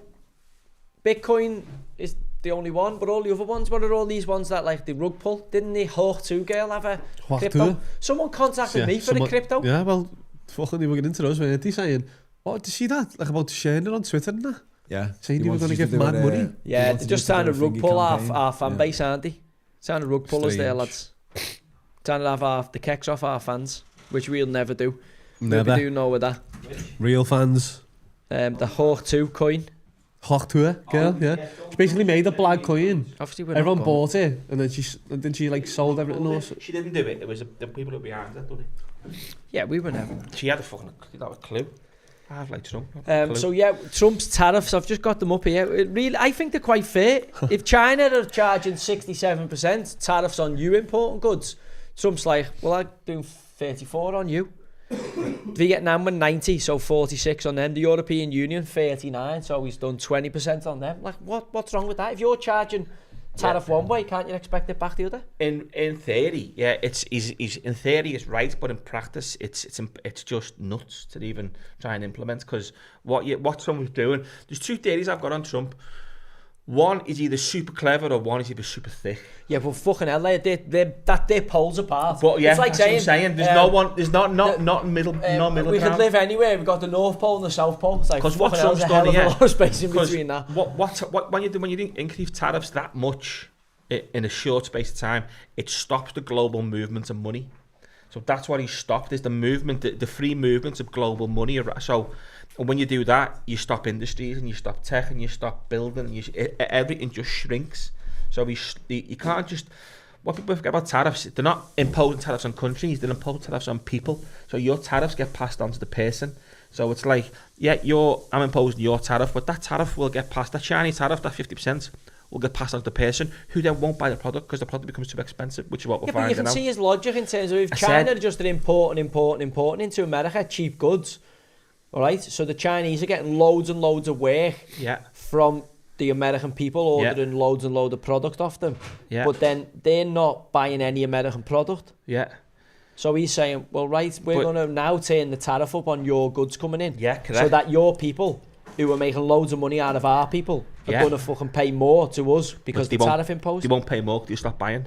Exactly. So it kills the people in China and who are selling. Who are buying. It kills the people in China who were selling, really. Yeah, but in America who were buying as well, because then these people who are buying now can't buy because the tariffs are too high, because they're not selling. But also what it then does, it for instance, it would make you then go, I'll tell you what, instead of importing it from China, why don't we just set up a factory in America and build it there where there's no tariffs? Because it costs too much. But again, this is a way around high tariff, is to build, because he's done it with the car companies, saying they were all building in Mexico where it's cheaper and then importing into the States, because obviously it's a lot cheaper to do that than build in China and import. Yeah. And he's gone, no, we're going to change the tariffs. So then what happened is the companies have gone, actually, we'll just actually build that in America now. It's cheaper to do that. But to build these that cars will only work in theory if you have a global minimum wage and stuff like that, which will never happen, because you've got some countries can build stuff easier and cheaper than other countries on the import it into other countries. Because of that. Labour. There's no way you can have this country building what they can for the same price, because if you build X over here and it costs you 10 pence, and then America wants to build it might cost 50 pence. So it stopped the movements of money, which is exactly what's happened and why the market's crashed, because it stopped movements of money, it's nuts. But this is my theory on him. Okay, he knows that. He's not stupid, I don't think. He knows that. And America are currently running at 120% of GDP, the debt. Okay, so 120, which is massive. Debt, yeah. So they can't service. So what Trump's main plan, and this is my theory, is to reduce that debt. Can I just say what someone in the chat just said, on that point? It's so he can refinance the debt at a lower interest rate. Okay, that's my point. Yeah. So what he's trying to do, he's trying to create a recession. But when a recession happens, interest rates drop. So interest rates drop. All of a sudden, his 10% or 12% interest rate on his debt couldn't go to 4 or 5. So then he can repay the debt quicker, and he becomes this genius who's, look at me, I've repaid the. So that's he's creating a recession to reduce the interest, to reduce the debt quicker. That's what I think he's doing. That's a clever move. That's what I'm saying. He's either really thick and doesn't understand free movements of money, or he's really clever and he's trying to create a recession, which is going to kill the economy for a while, to try and reduce the debt. Listen, either way, he's definitely moving and shaking and making some noise. He's definitely fucking moved. I seen that. Dave Portney, see him put a video up saying he's lost 7 million through Trump's Trump's tariffs. I mean, everyone's down. Our funds have lost about 8 million. Yeah. In the past month, it's literally gone. It's just gone. Boomf. It's nuts. Even my pot of money, which is not fucking massive, I've got money sat there which I'm not investing because I just don't want to go anywhere near the market. Waiting. Well, it'll be interesting to see how it plays out. Thank God I'm skint, eh? It will be interesting to see how it plays out, but I think that's my theory on all this. I don't think Trump's stupid. He knows the free movement of money he's going to kill the economy, and it's going to cause a recession, which will cause the interest rate to drop, which will cause him to lower the debt quicker. I mean, all of a sudden he's this hero for getting the debt down to 70-60% in his period. Which would be a good thing for the people of America going forward. In long term, but you're talking 10 years. Yeah, but sometimes you've got to take a long term solution. Correct. Like sometimes that is the only way to. If you're at the current projections not able to service your debt, which they're not, and obviously they've got a lot of waste, as we found out with this USAID, fucking CIA, fucking psychological, government fucking backed mentalness that they're doing in terms of, changing world governments based on, USAID, the famous one, the Joe Biden changing the Supreme Court fella in Ukraine because he wasn't friendly with Basima or whatever, whatever his name was, Hunter Biden fucking crack prostitute group was, that they were filtering money out. And again, when I look at, if you have a debt that you can't repay, well, that's only going to get bigger and bigger and bigger. So somebody has to take a short-term and a medium-term pain for long-term stability and long-term game, as uncomfortable as it is for everybody. Define short-term pain. It's how long's a piece of string. Would you want to lose weight, or do you want to eat a Mars bar? I'd much prefer to eat the Mars bar. No, it's talking like this could be a short-term gain, a short-term pain, but that short-term could be a generation of people. Well, people already can't afford to get on a property ladder. But what about this guy? What about this guy doing the rounds? This Gary, is it? Who's been on Question Time and all that? I've read his book and I've watched his. He talks a lot of sense, but he's also, I think he's got some skin in the game. So I don't really. When someone comes out like that and says a lot of stuff which is very extreme, it's like you've got to stick. You need the other side of the argument to sort of counter his argument. You need to listen to both arguments before you. We are getting back in what Gareth Ike said. What was the quote he said? Like, problem, solution. But they already have it built in. Do you know what I mean? So they actually know what's going to happen. So like, for instance, with the illegal boat crossings, they actually know that's going to happen. So they already know what people's response to that's going to be. He was talking about the facial recognition cameras in Croydon. Okay. Basically saying, if you just said we want facial recognition cameras, no one would have it. But then they allow undocumented illegal people to come in. The crime rate goes up, and then in the end, the people are begging for more surveillance. So they've actually already built it into the problem. Yeah, he started the problem. He said three things. I can't remember what the quotes were, but he said like something. I think it was problem solution.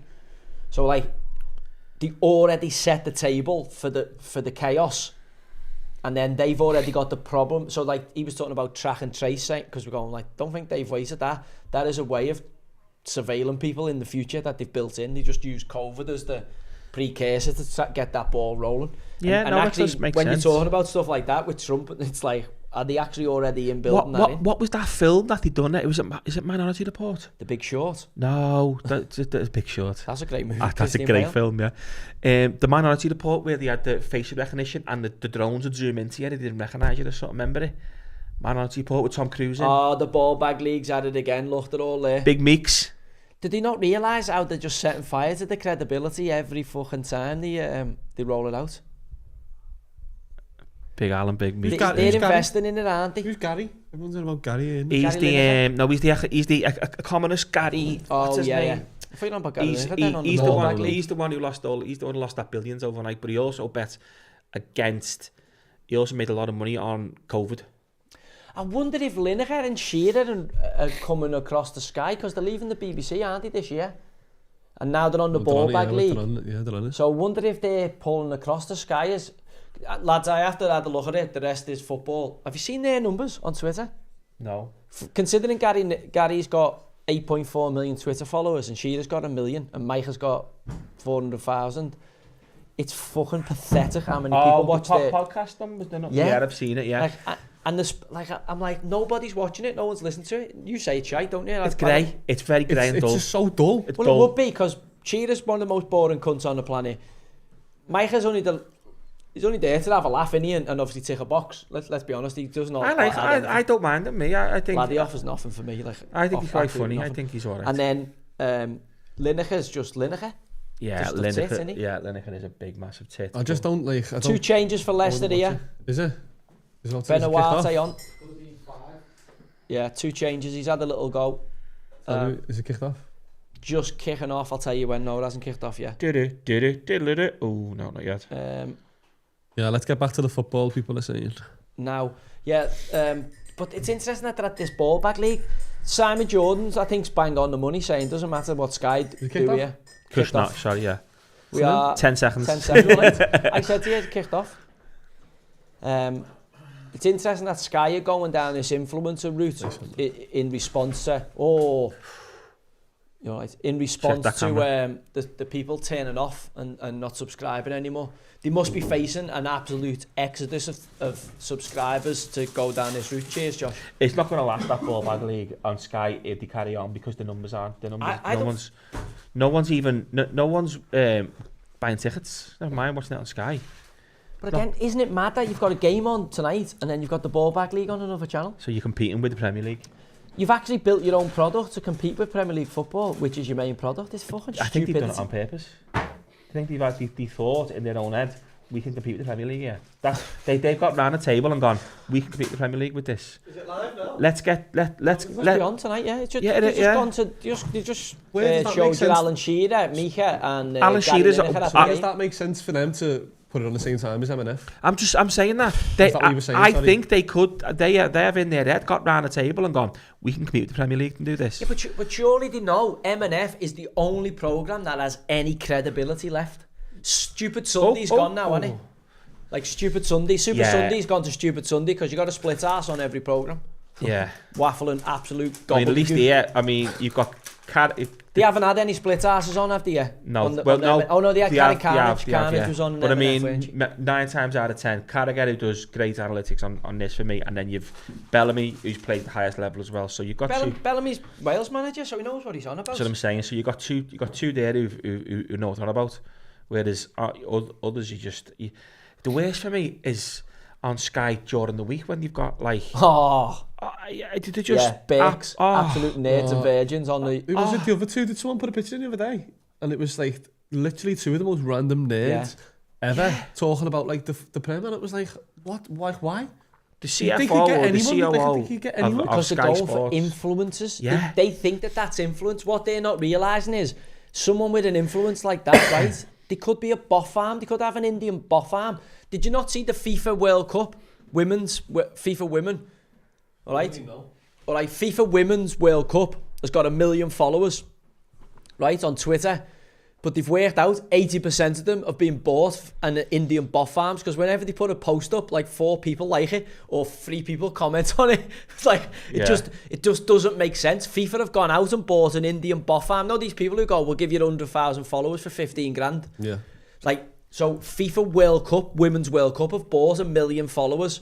And just to make it look you can find out whether someone's got a bot farm because every post they put up is their interactions and the likes and all that. That's why I think Lineker, I think he's bought followings. I think because look at how many because I'm obsessed in terms of who we up against, who's trying to take us on. When you look at the numbers, I'm like, oh my god, we're not even competing with yous. Like if we put clips up, even with, I don't want to name who it is, but even with that random fella who does our common sense Twitter, who puts fucking mad stuff out there. I don't want to say who is, the beard of him, who's obviously found a new lease of life, absolutely causing carnage with our Twitter account. It's good because people know it's fucking not me. But even he gets more traction. He gets more traction, the mad bastard, than fucking Shearer, Lineker and Richards, who've got the BBC and the rest is BBC platform and the rest is fucking bollocks. Yeah, you do look, because I've seen them, because I can just put a little comment and just drop a little bomb and then all of a sudden I've got like 450,000 likes on it. And there's a comment on something stupid. Some of ours catch on that and some don't. Some get nothing. But none of theirs do. I don't look through theirs. I actually taken photos of them for posterity.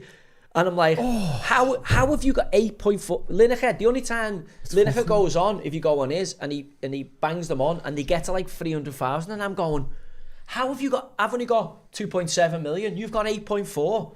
And I've got interactions with 10 and 11 and 12 million, for obviously some controversial stuff I've said. And he's got nothing at that level, and I'm going, you're actually 3 times bigger than me on there.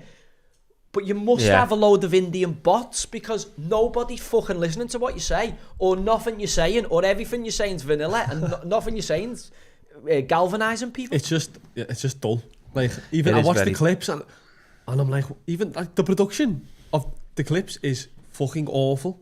They don't do it in the same place. They do it. The newspapers run that out. So the newspapers, I won't tell you which newspaper, but a newspaper contacted us on email asking us to delve into Lineker, saying that they had a story coming out for him.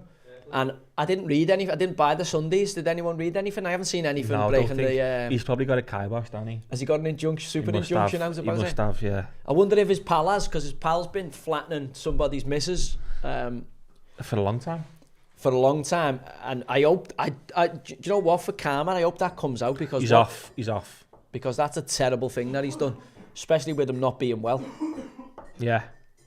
You know what I mean? And everyone thinks he's the man. Yeah. He's an absolute scumbag. And I would love to out him, but unfortunately I can't add any more court cases to my repertoire. I'm all booked out for court for the last 2 years. I've had enough of court. Fucking hell. I can't I can't.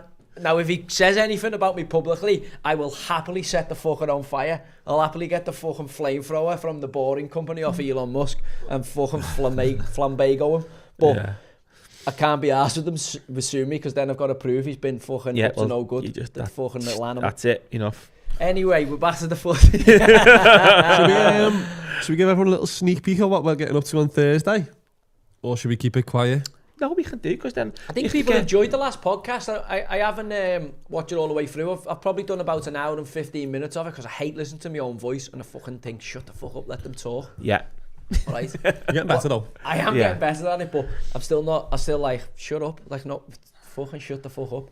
Go on, do you want to announce who we're going to see on Thursday?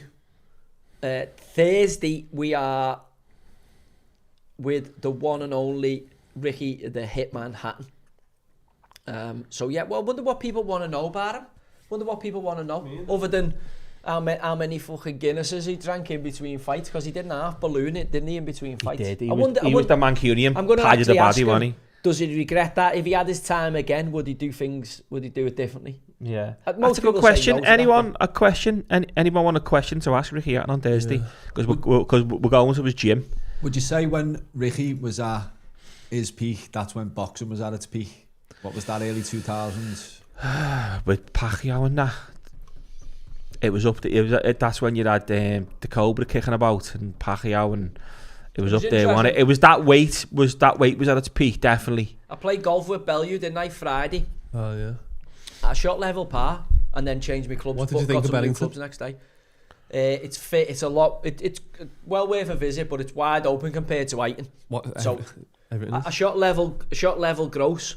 You can score around it. You'll enjoy it, especially now you play the Whiting a bit. It'll feel a bit fairer, a bit easier going there. Some good holes on it. It was still on the winter tees. Literally on the Friday, said Saturday it's going back to the summer tees. So I'd like to go back and play it again off the back tees. Obviously, it was me and my mate Rich against Tony and a lad Terry from down south. They were a partnership, and we ended up we were 3 down and ended up halving it on the last. Bellew missed a putt. Bellew missed about a 6-7 footer, a little snaker. It wasn't an easy one to win the game. So it was an honourable draw, but he was saying to me all the way around, if I fucking beat you here, you're not going to hear the end of this. And by the way, as I say, I'd shot level par, so I had to give him 22 shots I think he was getting. And hell's worse than me. 20 shots I think I had to give him. They went off me, and like 14 to his mate, and fucking we ended up getting an honourable half. And I'm happy he didn't beat him, because he got really, really angry after he missed the putt. He was desperate to win. But I said I'll bring him up to Whiting and play Whiting, but I reckon he'll walk off after 9 holes. I think he'll fucking lose his mind. He's got all the gear. What's he like? He's got all the gear. He hit some good shots. He's got a lot of work to do on his golf game. He's a bit like you, Noah. Got a bit of work to do. I'm flying at the minute. No, to be fair, you've picked up a little bit. Listen, I feel very. To be fair, very based good. on Sunday, based on Sunday's performance, but it was alcohol induced for the torch for getting Josh. past, is it? See, I'm flying now. I haven't had a bevy. I haven't had a bevy since the cup final, so 22 days. I am fresh in the mornings, no hangover, straight, like I've got the golf bug. So I haven't got that like Josh turns up Sunday, he'd had a few Saturday to play early Sunday. And obviously the first few holes you're shaking out the cobwebs of the ale, aren't you? You're sweating and golf and ale just don't go together. No, it's the worst sport to play when you're not under the influence. worse. Speaking of, it's all right when you're watching it. Speaking of golf, who are you fancying for the Masters? Do you know, I'd love him to win it, McIlroy, to get that monkey off his back, and I don't think I've ever seen him swing as well as he has. I've been following his swing changes from in the winter. Like, I've seen him doing loads of work. Obviously, he's hit the ground running this season, and then someone was telling me he's changed from whatever ball he was using before to the TP5 now, and it's meant to be higher flight and getting him more spin, which is saying around Augusta for coming into the greens. So I've got a feeling he's been there. He went there early part of last week, didn't he? Skipped the Texas Valero and went to Augusta. The only thing is, whenever he cares loads, like we seen with the Open in Northern Ireland, the British Open, he can fucking boil himself over. So I just don't know whether he's got there too soon, and because he threw the Masters away and it's the only one he's got to win, you know. But I'd love him to win it, because I think he's a fantastic golfer and he deserves to win a tournament like that. But the way Scotty Scheffler finished in in the last comp, 62-63. You know, Minji Lee got the trophy, but he fucking pushed them all away. I think he'd be a brave man, but what is he, 9-2 to win it? Scotty, you can't back him at 9-2, can you? 4-1 to win it. What's the point? There's so many good golfers there. I've gone in. We have a bet where we have a rest of the world, Europe. Is that what you put me in before? Rest of the world, Europe. Rest of the world, Europe, Great Britain, and America. Yeah, who have you gone and for? I've gone for Koepka, Cameron Smith, John Rahm, and McIlroy. So I've gone for 3 live players, and everyone's like, the fucking lives killed them all. But Koepka's for me the best, and he's great value now. He fucking knows how to win, and also John Rahm's won round there before. Like I think because they're playing on live, you're getting like 18-1. I think John Rahm was. Have you seen the stat of the last 10 out of 12 winners? I've had the best shots to green approach stats. Who've won the Masters? So they're in like it's been over like 2 shots gained from like fairway to the green. What's it called? Approach. Greens in regulation. No, it's like shots gained on approach or something like that. So you have shots gained from the tee, don't you? Yeah. Shots gained that you're putting. Yeah. And it's the one in between there. So the approach shot basically. The shot gained is so like the one it's who's over hitting the irons in closest, which is basically the best iron player. Scheffler's usually that. Scotty. So there was a list of 6. It was like Scotty, Rory, Shane Lowry was on there. Colin Morikawa was on there. Who said to me? Someone said to me, do you fancy Colin Morikawa today? Yeah, I'm going to go for Morikawa. He's second favourite, isn't he? Joaquin Niemann, mate. He's the best player. He's been the best in the live. 33-1. I'm gonna go. Is he the best in terms of that stat? Iron wise, he's one of the best. He's a live player though, isn't he? He is a live player, yeah. I think there's good value in the live lads. I know. Everyone writes them off, don't they? But Jordan Spieth had a good finish at that tournament there. He knows his way around there. Yeah. Tommy Fleetwood, can anyone see Tommy Fleetwood? Top 10 maybe, but not winning. Be nice for Tom. I'd love to see him win a major though. Yeah. Be great to see. Is he blue? Yeah. Yeah, we'll just get battered. Why? That's not nice, is it? That's not nice. That's not. Yeah. It's the Leicester start of the golf in. season though. It is the start of the golf season. Yeah. Watching this, Leicester have come back in now, you know. Well, I'm not bothered as long as Isaac scores the next goal. Bryson. If Isaac scores the next goal, we're in business here. Make sure it's a Bruno assist. Bruno assist would be nice. Someone saying Bryson DeChambeau could be the winner. Yeah, length, the way he hits the fucking ball, but again, it's tight and narrow though, isn't it? Do you know the thing for me is, but he's won that US Open and that's the hard. I don't think he's not been playing that well though. He's been having issues with his equipment. I didn't realise, this is a mad thing I seen the other day. He's only ever had 1 hole in one in his life. Yeah, I've seen that. Yeah. Bryson DeChambeau, and it's on the 16th at Augusta. Mad. Yeah. Like I've had one, but you'd think he'd have had loads. Did you see them doing the challenge on YouTube where he was hitting the wedge over his house into that garden? Like he is the prime golfer for YouTube, and he's captured that audience. And I'm shocked that he's only like someone who hits it that far has only ever had 1 hole in one. Like fucking what a golfer he is. But even just like, I wonder if there's any golfers out there who play on the tour who've never had a hole in one. The odds must be in that favour. Never had one and he's scratching it. Lad, did you hear the story? You'd obviously see my shot on the 18th on Sunday, where I went backwards, fucking 50 yards behind the tee. Oh, lad, it's the best shot I've ever seen. Playing with Josh Sunday. Josh hits the marker post, and so we had 180 into the pin. Josh hits his tee shot, and he had about 240, and he hits the marker post, it goes down the other fairway, and that's in a free wood in, and then he hits the free wood into the car park. They got off. And it hits 2 cars and comes back onto the course, goes out of bounds, hits 2 cars, comes back onto the course. What happened? Noah played later than us, 10 o'clock, for 2 hours after us. With David. And he said he'd done exactly the same thing. Hit that pole. The right pole. Yeah. The right the tee marker for the ladies. Yeah. Twatted it, centre. 50 yards back. I've never seen that before. Onto 17 fairway. Yeah, he was saying that. David, I was saying to David, just fucking hit it. He just picked his ball up. Yeah, that's exactly what he done. I've never seen anyone But that's do what he it. said, and I was just like, that's fucking mad. Yeah, that needs moving then if people are playing off that tee. You wouldn't think, do you? But yeah, I've never seen that. And actually, I've never seen the second shot he played. I was like, is he in free wood there? It was a great shot, you know. I got it up over the trees. Yeah, done incredible. But unfortunately, it's about 3 cars in the car park. When are we playing next? Wednesday, aren't we? Wednesday, we're out, yeah. We're nice and early. Wednesday. I had 9 today. I played 9 today. Early. Yeah. The weather's nice all week as well, isn't it? It's nice. I hope this is us now. It's the Masters as well, isn't it? Once Nice. that Masters come, it's the sound of the never start had- of the golf season. No, it's Never not had the me. bug like it. I'm off to Marbs next Monday, mate, just for a week. To be fair to Leicester, they've had a little bit of a go here. You're right, here, Camp. The changes have helped them. The lads are putting themselves about a bit. The last 20. But Newcastle are just in fucking second gear here. I think Isaac is going to want a goal, innit? So he's going to strike us a little bit selfish. It'd be really nice here if he just gets the fourth and then they just go into second gear. Leicester will be happy with 4-0. Yeah, Leicester will be happy with 4-0. Yeah, you're right. 3-0 down at half time. You're just playing for pride, aren't you? I remember us being 4-0 down to Arsenal actually at half time, getting back in it. I seen something something on Twitter arguing what's the best ever comeback in Premier League history. So people were that'd be in mentioning the the Bournemouth That conversation. will Luton probably be game, there, aren't it? but Newcastle Arsenal has to be the best comeback in Premier League history. Newcastle Liverpool, when that famous 4-3, they had a couple of them. The first one, Stan Collymore one, must be up there. But like in terms of greatest games in the Prem. But in terms of comeback, 4-0 down to against, because it was a good Arsenal side as well, to 4-4. Shit. What are you up to? I just answered the phone by mistake. Get off Babe Station, Cambo. He is on Babe Station, yeah. That'll lose. FaceTime me from Lanzarote. All right. Go on, I'll call you back in a bit. We I'm had still on a podcast. Eddie Geno call in from Italy last week, didn't we? Eddie Geno came in. Is that your lad? Yeah, look at the size of him now. 25. All right, mate.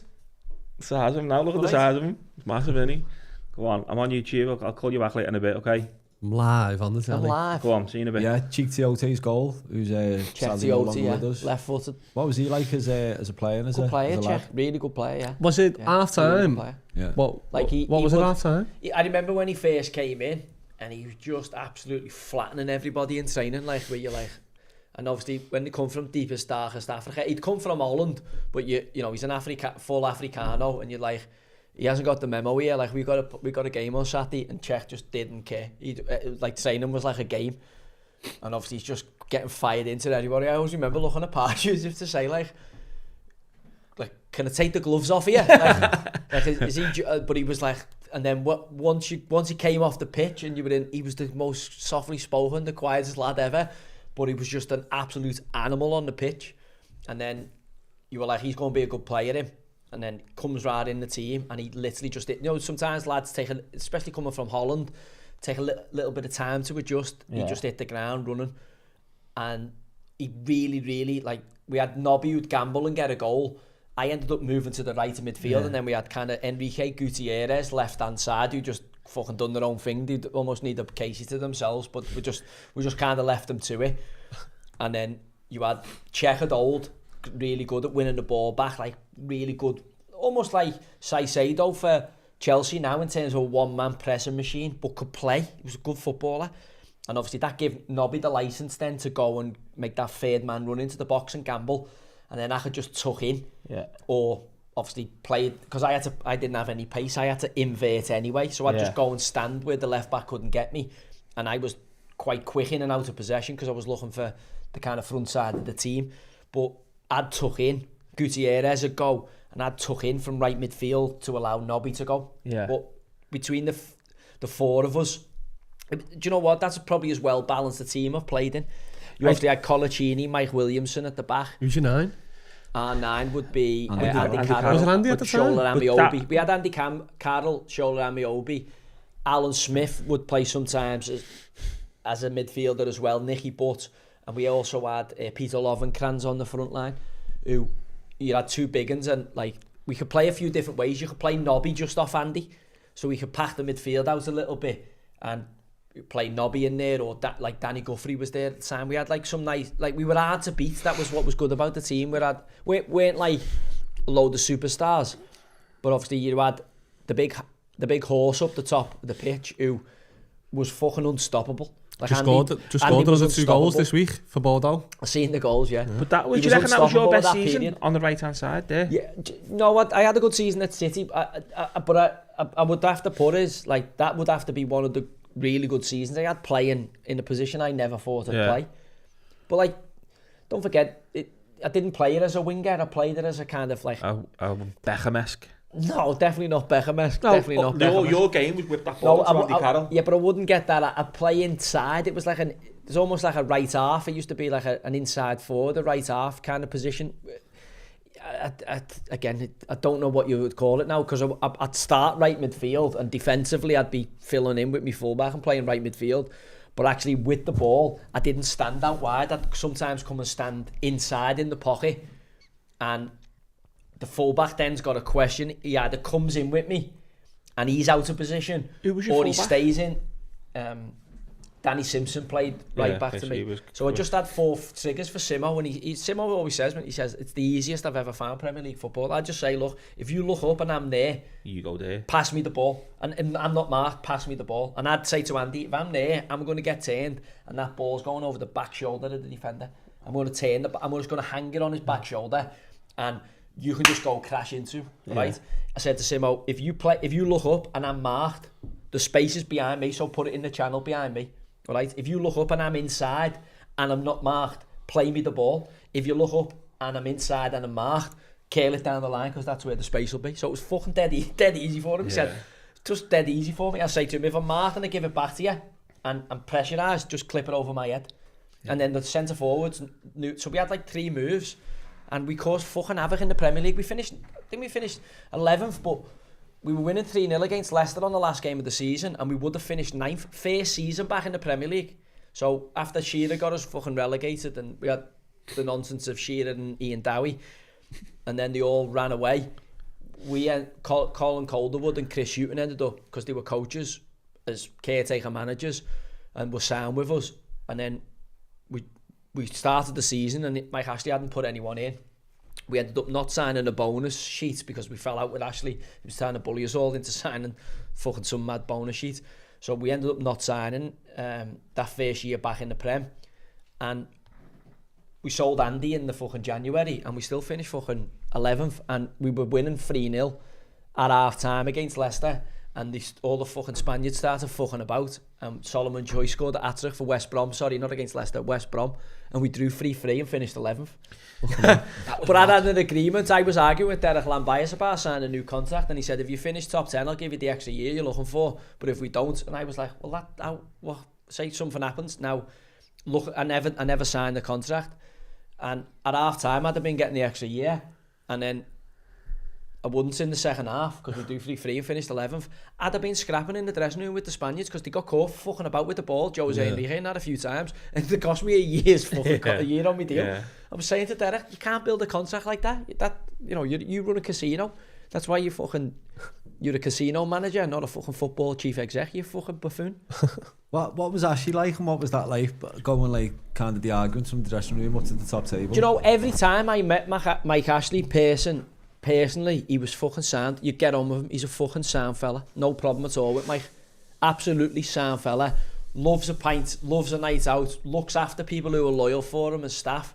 The problem is, he employed people who either were doing Mike's bidding, so Mike is the nice guy, and I've seen this with chairman before, they don't want to give you any bad news, so they put a couple of people in there who have to give you the shit sandwiches, but they always maintain a great relationship with you. And then you end up hating the people who have to give you the bad news, even though the chairman's like, oh, well, it's not up to me. You know, that kind of good cop, bad cop. But Mike was always absolutely A1 whenever we met him. Like, absolutely fine. But then would always try and fucking pin you to the wall in any negotiation or any kind of deal that you were trying to do with him. But then he would put other people in that situation. So whether it was Dennis Wise, Tony Jimenez, Derek Lambias, or I can't even remember any of the goons he had in there after I left, but those type of people who then you would absolutely fucking go to war with, but then you find out, well, they were doing Mike's bidding. Mike had set the tone, they were just fucking there to execute. So, you know, but again, he always maintained, you know, you couldn't help but like Mike. He's a decent fella, like speaking to him, but then he fucks everybody over when it comes to business, which is business, unfortunately. That's why he's so rich.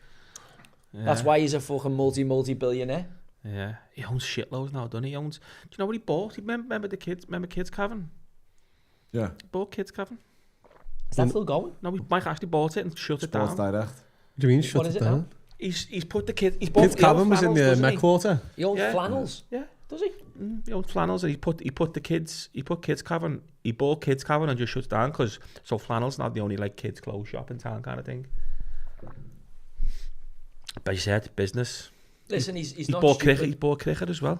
He bought cricket? Mm-hmm. Oh, to shut that down? No, it's not still open that. But he took it. Well, on your receipt on cricket on your bank, you buy something from cricket. Sports Direct. Is it? Yeah. Fucking hell. Yeah, so like, what I bought for £1 Sports Direct when my mates go, you want £1 Your in Lonsdale Sports? trainees again. Like, what the He fuck's bought that? Lily Whites, didn't he, in Leicester Square? That is as well. So he's an interesting guy. Someone told me he bought Les Bordes, the big golf club in France as well. Someone just said Isaac's coming off there.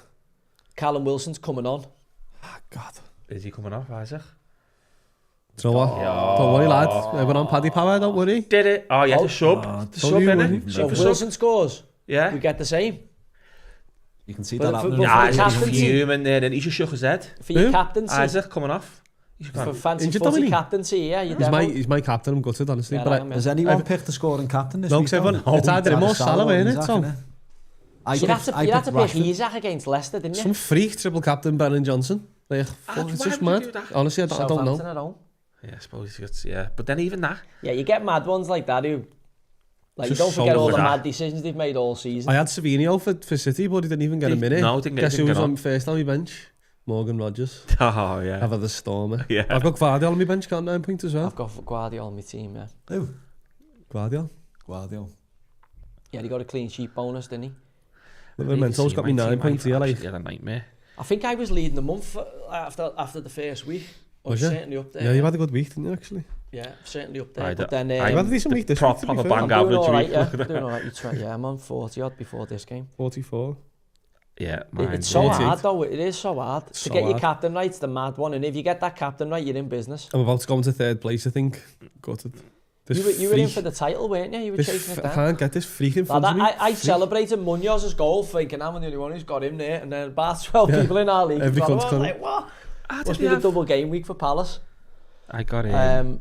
Yeah, I did have a single. This was my highest score on 6.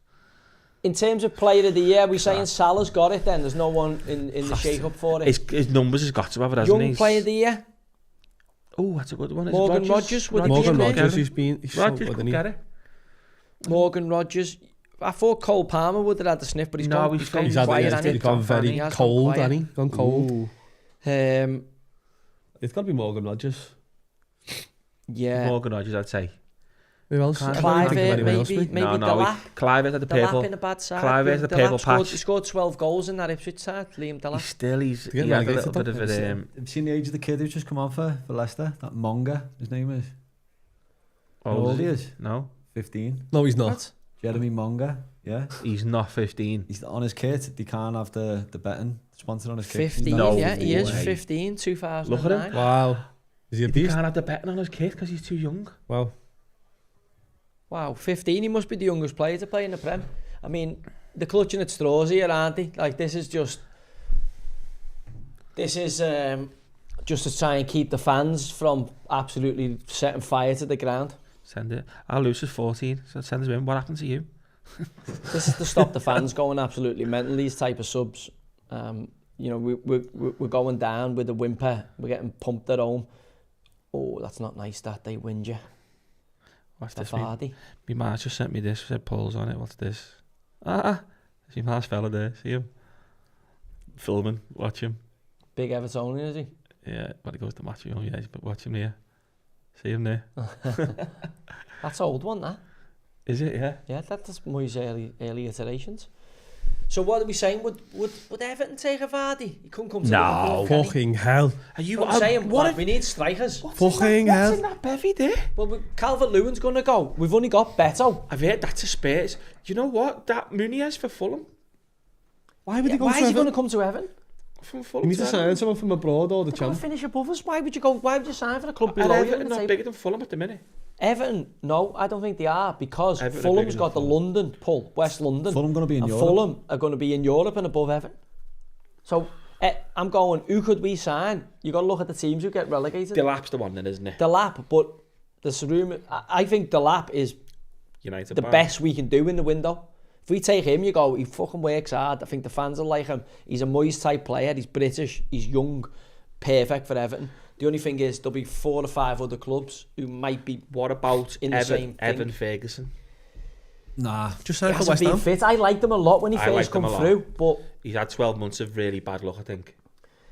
yeah, do you know, there was the boy Conley as well at Brighton. Sometimes at Brighton, they do really, really well, and then something goes on, whether they paid him too much. That Aaron Conley, remember he first come through, he was sharp, lively, and then Brighton gave him a big deal and fucking got on the ale and the end of it. The kid that they just let go on another one alone? Brighton, it was the Uruguay, no, the RG. He's gone to Ipswich. Incisio, yeah, I like him as well. He's just a bit small, isn't he? Yeah, a bit small. When you're that small, you've got to be really exceptional, good. I'm trying to think who we could take. Like, I'd take Darwin Núñez at Everton. Oh, fuck off, lad. Fuck me. Lad, I swear, that's how bad our front line is. I will drive him to Bramley Moor and lads, just we have got Beto. Like, I love Beto. He works his bollocks off, but he's fucking raw, isn't he? Beto is we miles we can't be building our season next year around Beto. He's if he's a squad player, great. He's not better than Núñez. Like. Oh my God. I would bite your hand off for Beto. For Beto. I don't think I've watched him a few times and I'm telling you now, he's got well more about him. He can hold the ball up well, he can lay off, he can link up. I've seen him do it. You've not watched enough Beto, you know. He terrorised Van Dijk though. He's been alright the last... He's been alright since Moyes come in. Moyes has got a turn out of him, but honestly, if you've seen him before, that lad, it was like fucking... It was like watching a fucking Sunday League player playing up front for Everton. Everyone's just been saying how bad his touch is, but I watched him and I don't think his touch is that bad. Yeah, because he's full of confidence at the minute, because Moyes is playing him and Calvert-Lewin's always fucking injured, so he knows he's going to start. But honestly, yeah, do you want to see some real football? If we want to get into Europe next year, do you want to see some real football, yeah? What's this? Oh, what's going on here? What is it? It won't play, it's shit. No, it might do. Look at this for an assist. What's this? Sunday League? It's me, this. In where? What is it? What? This is me on Saturday. What is it? Me on Saturday. This you on the ball? That's me there, watch this for the ball. You sent him in? We're going to have that. That's a good knock, to be fair. There's dust coming off the players' boots. Sand, is it? Yeah, no. you're playing on the beach. Yeah, it was roasting out. Look, got the ball in the half turn. What did you do with your Predators? Away at Wythenshawe. What have you done with your Predators? I sold them. Yeah? What'd you get for How them? much 8 ton. I thought you were saying 15 tons for them. I know, it was a while ago that night. Look at this. $3,000 now. This for a little ball. I've seen it 4 times now. Get in there. There's a good knock, to be fair to you. Look, don't have to take it around the keeper. Good pace on it, especially on the fucking beach. Not worry about it. Beach soccer. You definitely get in the women's team. Hey, scored 2. So I'll show you the goals now. Get them up for you. You scored 2. Scored 2. Who were you playing? Wythenshawe? Wythenshawe. The biggest council estate in Europe, there. Yeah. Yeah, this might be the second goal, yeah, if he's running better than Newcastle. Come on, Callum Wilson. So we need Callum Wilson to score then. Has he come on for him, or is it Will Osula? First goal, yeah. Callum Wilson's come on for Isaac, so if Callum Wilson scores... Do you reckon you could get a game in the WSL? Yeah. Do you reckon you could? Do you reckon you'd be... goal scorer. Do you reckon you'd be a major player in the WSL? Look at this bomb and run. How fast I am. Oh, great shout.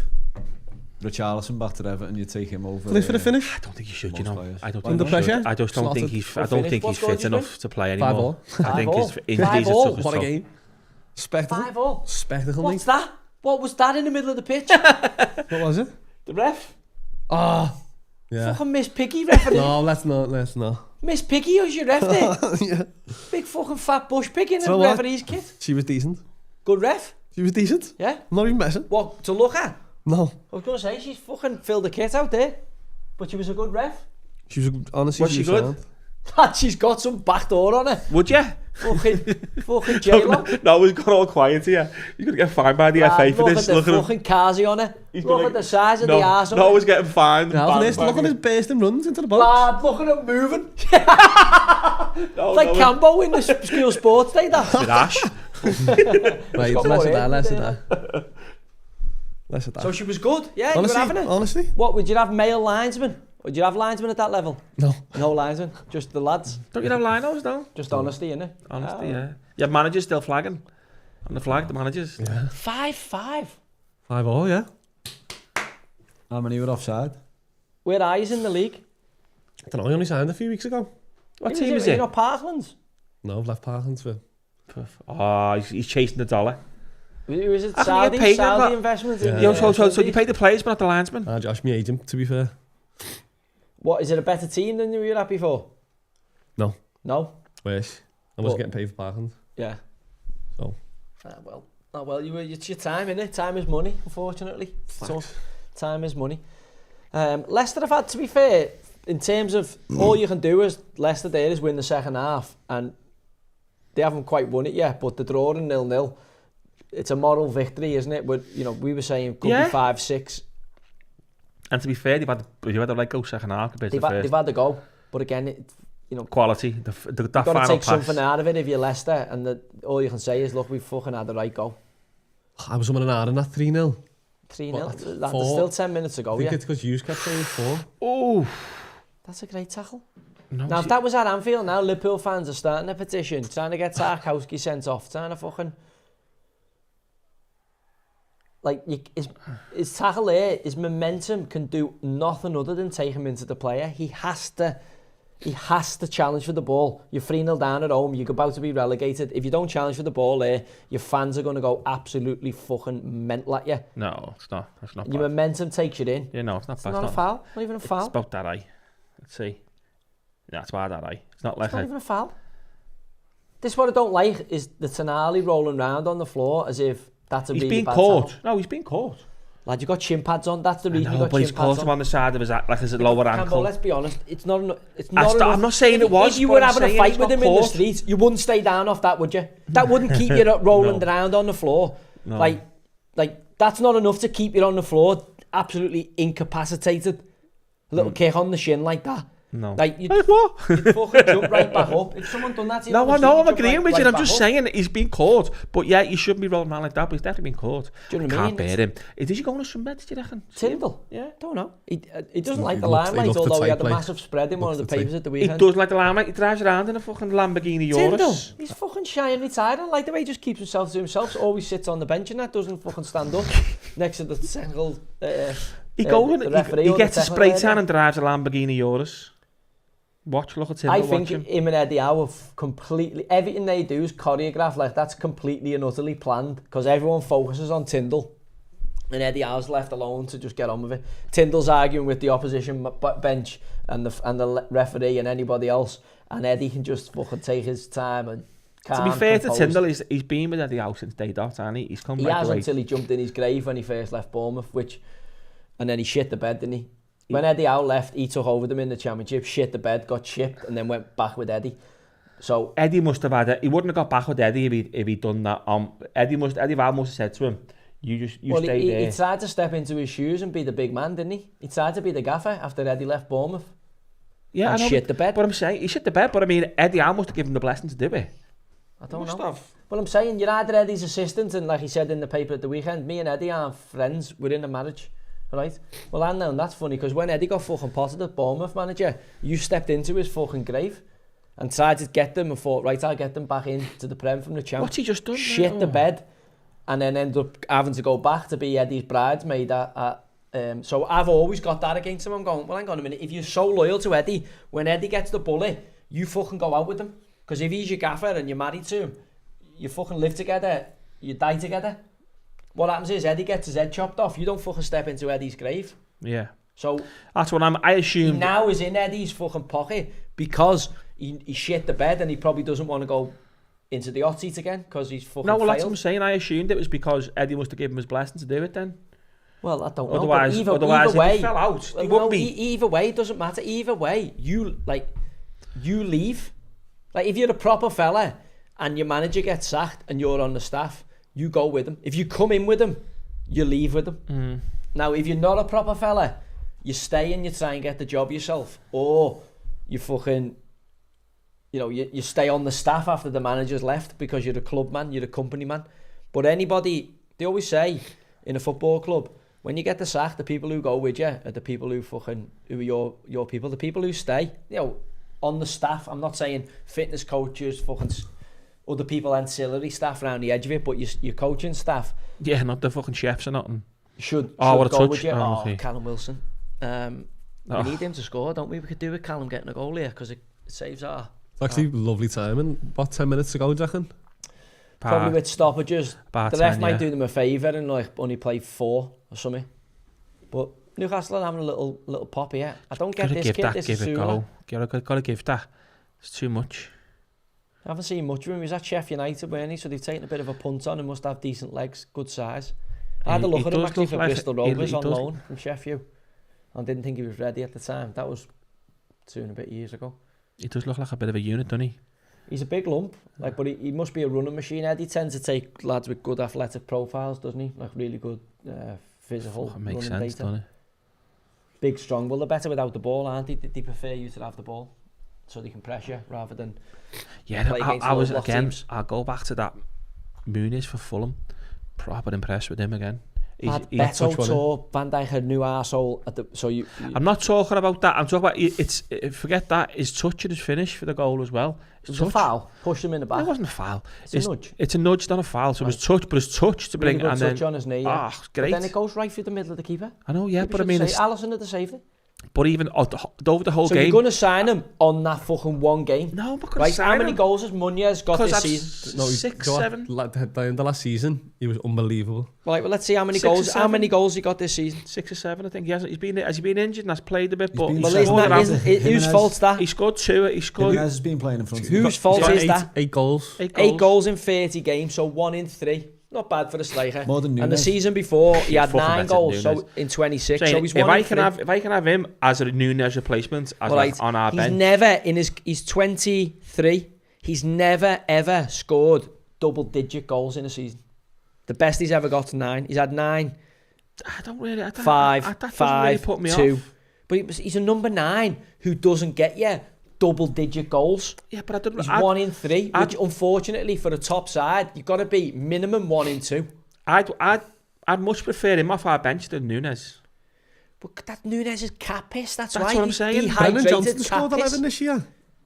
Didn't he score a hat-trick? Brennan Johnson's got 11. Clive from Bournemouth's got 12. I know, Loads of 'cause he pens. scored- But yeah, He scored a hat-trick as well. He scored a left foot right. He scored a hat-trick of pens one game, didn't he? Remember?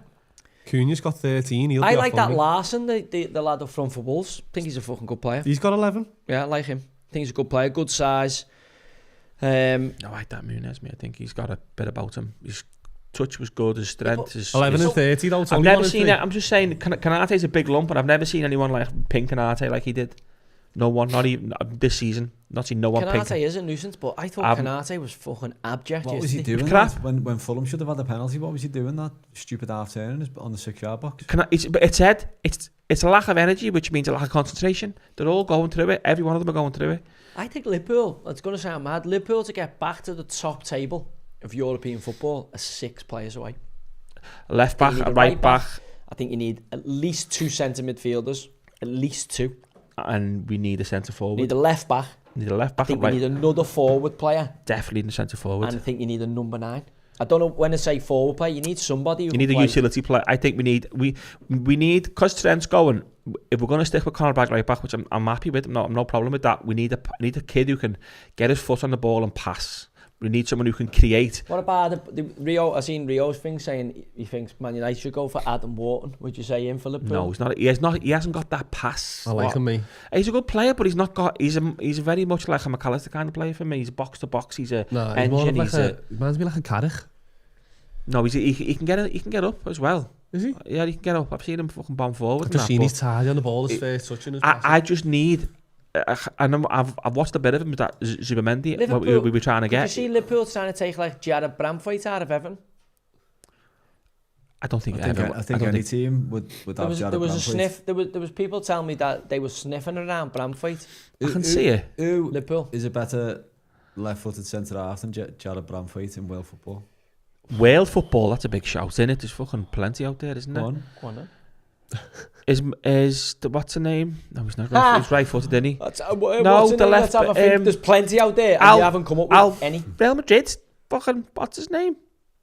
Centre half, left back, centre half. Alba. Rudiger. No, Alba. No. Fucking David doesn't Alaba? play. Been injured No, for fucking He's 9 been, months. but I'm saying he's been Left injured. He's the left-footed Lad, centre he half said as well. there's plenty out there, and has yet to pull out one. Alba has just pulled one out. Good point, you know. Alba isn't a Do you know what? centre half. He is. Alba plays centre half. Gabriel from Arsenal. Left side centre half. He's a left-footed centre half. He's left-footed. Gabriel's Gabriel's not left-footed. left-footed. He is left-footed. Is he left-footed? Yeah, I don't know whether he's better Is he than... left-footed? He's 100% better Yeah, than he is Bradley. left-footed, yeah. He's better than Yeah, he is. Brandtwaite, yeah. You think? Yeah, he's aggressive, him. He is aggressive. Schlotterbeck from Dortmund. Murillo from Forest. No. No. He's right. He's a good player. No, he's not. He's not. He's left-footed. The big unit from Brazil. This Ryan Bolt's played too much FIFA, mate. He's just naming every single he knows European them all. centre-half. Bastoni from Inter Milan. Bastoni's good, lad. He's 87 He is. rated on FIFA. Bastoni is decent. Bastoni's decent. FIFA? About 80. I like Bastoni. What's Alba rated on FIFA? Alba, About you 85. can't have Alba. Why not? Nah. Alba's a left back. Has even put Alaba, by the way. Yeah, Alba. He's a left back. Schlotterbeck at Dortmund has been decent. Schlotterbeck, the big long thing, innit? Someone just said Murillo's far better than Branthwaite. Murillo Guess and what his Forrest. guess what his display picture was?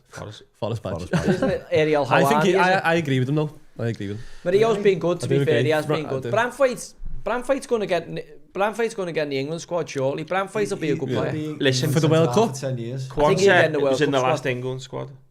Yeah, that's a mad one, isn't it? What But that's a Branthwaite? Liverpool nonsense factor, isn't it? Where Branthwaite's you get, getting in over you know, him. Over who? Quansah in the England squad. Oh yeah, definitely. it's I think Moyes is going to find another gear to him, because Moyes, usually the defenders, when you think back to like Davy Weir and Stubbs and all that, Moyes gets a different gear out of defenders, especially at the latter end of the career. At the start of the career, he gets another. He sets teams up where the defence really fucking benefits. So I think he'll find another gear, like to Branthwaite. I think he'll kick right on him and Tarkowski. Do you think he'll stay this season 100% though, Branthwaite? Well, it'll depend on what Everton doing in the off season, won't it? Whether they can sell the project into him. He's going to go into the new stadium. I think the fact that Moyes is there over Dyche gives us a hell of an advantage, because he might have gone, I can't be doing with Dyche for another 12 months. I think it stinks of it. Branthwaite to United, Maguire to Everton. Do you know, stranger things have happened. I wouldn't like to see that, because I think it stinks of a deal. If you were losing Branthwaite, would you be happy with Maguire coming in? Yeah, I wouldn't be Bit of against leadership. I wouldn't be against that in terms of. He's a confidence player though, and your fans. It's not just that. Moyes is a low. Oh, it's going in then.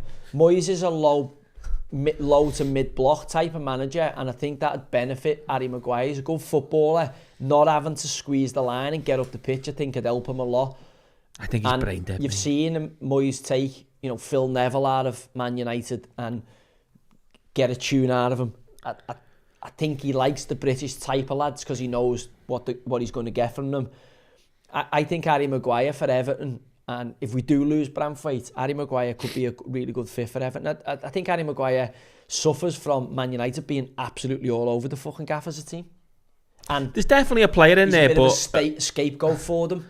He's a good centre half. I just think he's half brain dead for me. I just think his game awareness, his spatial awareness, I just think it's shit. But again, man, that's just Man United. Like, you fucking look. We were saying it's the end of Rashford. Rashford's done. He's toast. Lifestyle's not right. Fucking signs for Villa. Fucking back in the England squad, looking to fucking play it again. Like, because there's something that's going on at Man United. There's somebody has got an energy fucking sapping orb in that changing room, and the fucking juju's just on them, because no matter who you put in there, loads of good players and coaches are going to Man U, and next minute they're fucking looking shite. Like even Amarin, he's came with this big reputation, and they're now old nonsense. Fucking hell, we've had a boss draw there. We've had a boss draw there with Man City at home, where both teams were stale. I just can't see. I mean, Lyon for them will be. Strasbourg have just gone above Lyon in Leroy Rossini's lad, Liam Rossini's Strasbourg manager. They've just gone into fourth in Ligue 1 in France, above Lyon. Who was? He was Hull manager. He got sacked as Hull manager last year. Liam Rossini, it was Derby County assistant manager to Rooney, then took the job. He's gone to Strasbourg this year, and Strasbourg just got into they only have 3 Champions League places in France, so you've got Paris Saint-Germain, obviously top, Monaco and Marseille. And then 4th place is Lyon, be Callum Wilson. 4th place is Lyon. And there must be a goal here. No, he's not. Final whistle. Oh, that's it. Someone tried to take the piss, like. Someone said goal Wilson. I was like, fucking If you've had Nistelrooy there, you'd have to be happy with the 0-0 second half. Second half, that's what. Yeah, you're not as good as your last half. and listen, they had a bit of a scrap for him there, so clearly the players are still having a go for him, and his words at half time, they haven't come out down tools and got beat 5 or 6. Which could have happened easily. You know, we're clutching at straws for the Leicester fans, but at least they've dug in and had a go and, you know, caused some problems. Was that a case of Newcastle taking the foot off the pedal? A bit of both. But also, you'd have to give Leicester credit for fucking having a scrap and staying in there. Do you know what? The kid done well who come on, a 15-year-old. He had a few little nice sided touches, little turn, skinned well, a few listen, players. if you're getting on the Premier League pitch at 15, you must be a special talent. Yeah. Like, no matter what, you must be really, really talented kid to be in the first team picture at 15. And the fact that it's a Premier League side, I know they're at the bottom and maybe they're just throwing them in to get some exposure around them. And I don't think he's that kind of player. Even as the manager, do you reckon? Would he just throw him in to do that? He might have done well. He might have come across to train him and done really, really well. And Rude's like, you know what, I want to fucking give you the go, kid. Respect that though. Yeah, and also it keeps the fans from going absolutely mental. And he's going to be absolutely buzzing. He's got school in the morning. Yeah, he will have school in the morning, lad. Yeah, Oh, he no, will have it's school in half the morning. term. Oh yeah, he'll be off. Yeah. Where his school might be in. But you'd have to say, I mean, we all knew before the game, Leicester are doomed. Imagine going to school in Leicester and you just played against Could you see Van Nistelrooy leaving, all right, and Jamie Vardy going in as player manager? No. What? I think he's going to be on the Leicester. He's going to be a Leicester legend, Vardy forever. Yeah, you probably see Jamie Vardy manage Leicester. I don't think he should go in straight away like has that. Has he had 100 goals, has he? Gamble. Vardy in the Prem? Has he what? Has he had 100, has he? Yeah, he's in the club. That's an incredible story. Got to be one of the best stories, that. I think it's the ultimate Jimmy Grimble story. It is Jimmy Grimble, There'll be a film on that one. It is the ultimate. Right from the bottom, one that wins the Prem. I did say Forest top 4. He broke that record, didn't he? He broke Van Nistelrooy's record. Isn't that funny? Did he, yeah? Of consecutive goals in the Prem. Yeah. Oh, yeah. Was it 13? He scored 13. Yeah. The only problem I've got with Villa United? finishing 4th is the goal difference. Villa's goal difference is is a point negative for them, innit? See, my call for 4th was Forest and they're just cruising it. They were fit. Yeah, I mean, Forest will finish top 4 unless they collapse from here. I hope Villa do it. Newcastle or the fun to watch. Villa, but also Villa, the goal difference is 0. There's 21 points left. And the others are like 13 and 17, so that's worth a point that now at this stage. There's 21 points left and Everton are 15 points above the drop zone. So Leicester haven't scored in 9 out of the last 11 Premier League games. Shit. And the only team who scored against one is United and the other's Tottenham. I know they scored 2 actually against Tottenham, they beat them away. Watch them score a 3 against us next week. Spurs, isn't it? No, Liverpool will pump them. Yeah, what do you think of the Championship roundup on the weekend? It's weird, isn't it? Like, it's tight. One team wins and the other two kind of lose ground. Like you've had Burnley win. Burnley are on a 28-game unbeaten run, aren't they? Are they 28? Are they unbeaten? Yeah. In the league.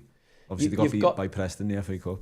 Yeah, you've got to fancy like Burnley somehow to get up just because they're hard to beat, but also Leeds, I think, are just getting a bit fucking wobbly. That's 2 draws on the spin, Swansea and Luton. And then Sheffield United, for me, I thought they're going to fucking have a bit of knowledge and a bit of know-how and they'll get Oxford dusted, but then have found a way of losing the game. The team that I think are going under the radar are Middlesbrough, just back in the playoff picture. Got Leeds tomorrow at home. Yeah, that's what I'm saying to you. I think Middlesbrough are coming with a run at the right time. Sunderland won away, didn't they? Did Sunderland beat West Brom? Yeah. But they're a young side, so you're looking at the top 3 with 6 games to go. The top 3 could go any way. Anyone could win the title there. You'd have to back on the fact that they've only conceded 12 goals. Championships are won on defence, and at the moment Burnley have got the best defence. 12 goals conceded. You'd have to fancy Burnley to win the title. I'd have to fancy Sheffield United for second because I just think there's a nervousness around Leeds, but then Ellen Road, Rochen's a big factor. Bristol City sneaked into the playoffs by winning at the weekend. Coventry had a big run. I think it'll be one of West Brom, Coventry, Bristol City, Middlesbrough, and then Sunderland are going to be in because the 15 points clear, and it's just whoever drops out that top group. The interesting one is the League One in terms of the playoff chasing group for that. Obviously, Birmingham, you would fancy a Piste, 92 points. Then you've got Wrexham on 81. I can't see, Wickham have got a game in hand, so the 6 points could close it to 3.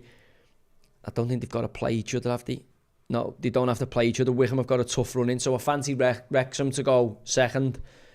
And then Stockport and Wickham and Charlton are all going to be in the playoffs. And then for the last place, you've got Bolton, Reading, Huddersfield, separated by 2 points. And then Blackpool and Leyton Orient, Richie Wellens and Steve Bruce's teams there coming with a run. The best one is the League 2 one. Yeah. Walsall were pissing it, weren't they? Until Stoke took the lad back on loan. Yeah. The striker. And then Bradford have now gone top at the weekend. Port Vale beat Walsall at Walsall to jump above them into second. And then you've got Notts County on 68 in 6th, Wimbledon on 68 in 5th, Donny on 70 in 4th, Walsall on 72 in 3rd, and then 1 and 2 in the table are both on 73. So that is all to fucking play for with 5 to go, that.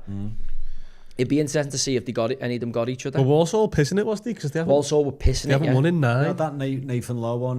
Bradford played Notts County, that's interesting.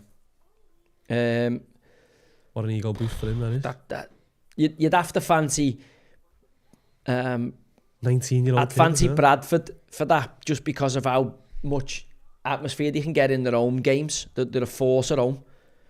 They got Notts County at home. Then again, no, they've only got two games at home in the 5, 3 away. And Stoke called him back and he's not even playing for the first team. I know, they do stuff like that, lad. It's fucking... Port Vale have got the easier running. Port Vale have got an easy run in there. Walsall have not won in 1, 2, 3, 4, 5, 6, 7, 8, 9 games. Walsall haven't won in the last 9 games. They've lost 3 in that and drawn 6. That's not good fucking at this, when the trophies are getting handed out. You don't want to be... what was it? Neuf de la Papin? Nez de la Pan. The old rabbit's nose going. Interesting in the bottom as well, a League 2. Relegation for that's good. Like, I think that's pretty much settled. Carlisle and Morecambe are down, I think. Tranmere have picked up since they got rid of the fucking soft lad. They're still only what are these, 6 points? No, 7 points safe with 5 to go. 6 points to Aki. Tranmere are 7. Tranmere are safe. Bishop, to be fair, he's picked them up a bit. That fella who's took over from fucking soft lad Atkins. Tranmere play Aki away on Saturday. Yeah, Tranmere are hitting a bit of form at the right time. They've as I say, got rid of the fucking absolute David Brent of fucking football management. 3, fucking 2, Mr. Positivity. 1. Yeah, that was the maddest one. He should have been sacked instantly after that. And that's it, really, isn't it? When you think about it, like the Premier League sorted in terms of who goes down. There's a little bit of a scrap going on at the bottom of the Championship for relegations. Plymouth beat Norwich at the weekend? So you've got Stoke could go. I think Stoke are a big worry. You've got Hull who beat Sheffield United at the weekend. Obviously Oxford got a win to keep them there. They're on 44. Hull and Oxford on 45. And then you've got Stoke on 43 and 20th. You've got Derby on 41 in 21st, just above the zone. Cardiff are in the relegation zone with 41. And then Luton, 39. They were in the Premier League last year. Could go and go again. Picked up since they got rid of Edwards, though. Yeah, and then Plymouth, 37. But Plymouth won at the weekend, didn't they? Beat Norwich. They got that mad guy in there who's fucking like a mad fucking Bosnian fella with a mad beard. Speaks quite well, to be fair. But constantly got the cameras in the dressing room, playing up to the cameras. So that's tight. I think Plymouth are going to go. Obviously, the Rooney will want them to get out of it somehow, even though, because he won't want to have getting Birmingham relegated and getting fucking Plymouth relegated back to back, and Derby. He's almost in the Aaron Ramsdale category. League One relegation. My old club, Bristol Rovers, are doing the fucking damnedest to get themselves relegated, but luckily for them, Barton have got a tough run in, and they're only 4 points. Sorry, oh fucking hell, they're 3 points behind them with a game in hand. And Crawley have brought in a manager and have started scoring again, but just can't find a way to win games. I think they're just going to have enough. And then Lowy's Wigan at 45 points in 19th, I think will be safe. But Bristol Rovers, they haven't won away after the all season. They've lost 5 on the spin the last 5 games. They got Exeter at home the next game. Is it Tuesday night, that? 12th? No, it's not the 12th, is it? When's the 12th? Saturday. Then they've got Wrexham away, Stevenage at home. They're 2 home games that they should win in the Reading will be tough and Blackpool will be tough. They've got to get something out of the Exeter and Stevenage game. I just can't see Barton. But then Barton have got Huddersfield who are in a bit of free fall. I don't know, it's going to be tight down there. It could get tight for Bristol Rovers there, but that's what happens, look, when you fucking think you're fucking Uncle Joe and you fucking think, oh, you can just change manager and it's dead easy. When you're used to herding camels in Kuwait and your fucking dad gives you loads of money and you're a fucking fat cunt like that Abdul Latif is, thinks he knows everything, just had to pot the sporting director, he's brought in a fucking absolute nugget from Stoke. Why would you hire anyone who's worked at Stoke in the last 10 years? Because Stoke have been shite. Replaced George Friend, who was a player when we were there, who didn't have a clue, with this fella now. And if they go, they'll go again. If Bristol Rovers go down this season, they'll go out the Football League next season. Because they've got an absolute fucking idiot who's trying to pick the team, telling managers what to play, signing players thinking he's smarter than the average bear, whose dad's put him in situ. Absolute fucking idiot he is, this Abdul Latif. Once the season's settled and they're safe and that, I'll open up on the cunt a bit more. But I want them to stay up because it took us a hard turnaround to get the club out of that League 2 and back into League 1. And for all the cunts that work at the club now, there's some great people at the football club and the fans were always brilliant with me, even though some of the fans are absolute space cadets. I was going to say, have you got anything to say to the fans? Oh, some of the fans were absolutely brilliant. Like, I couldn't have any better support. Like, I'll always have a special place in my heart for them. But also there was some fans who wanted me out, who I feel I'd love to meet them now and say, would you play them cards again? Because you've gone from having a really exciting, attacking young team that was on the up and trying to build to a pile of shit that cannot get yourselves fucking. But then I think you could obviously pick a player as well, because if you look at the likes of Quansah and Elliott and that. No, Elliot Anderson, Quansah. That's what I mean. Who else did they have?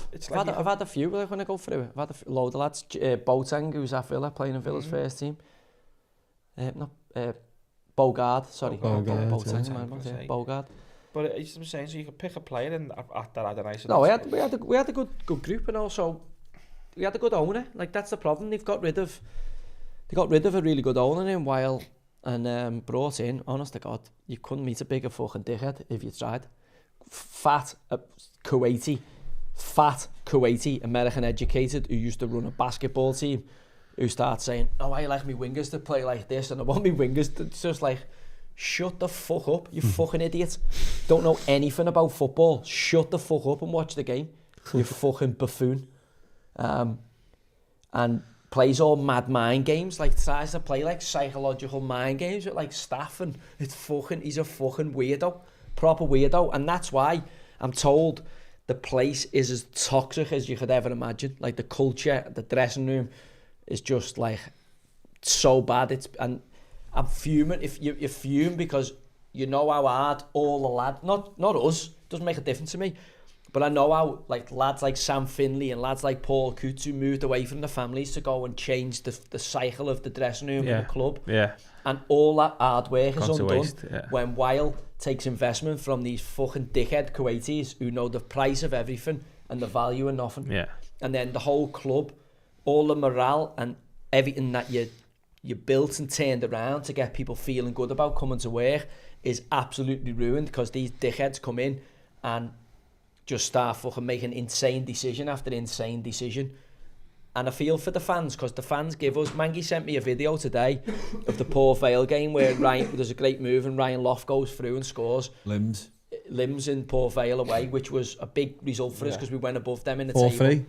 No, that was later on. That was Rochdale. They were the last 2 games. But the Port Vale game, they were going well, Port Vale, and Darryl Clark was their manager, and obviously he had the problem. I think his daughter committed suicide. So, like, everybody at Bristol Rovers like spoke well of Darryl, and we had to go and fucking do them and to go above them and kind of, you know, I wanted them to get, they did, and ended up getting up in the playoffs, but I wanted them to go up for Darryl, what had happened in his life.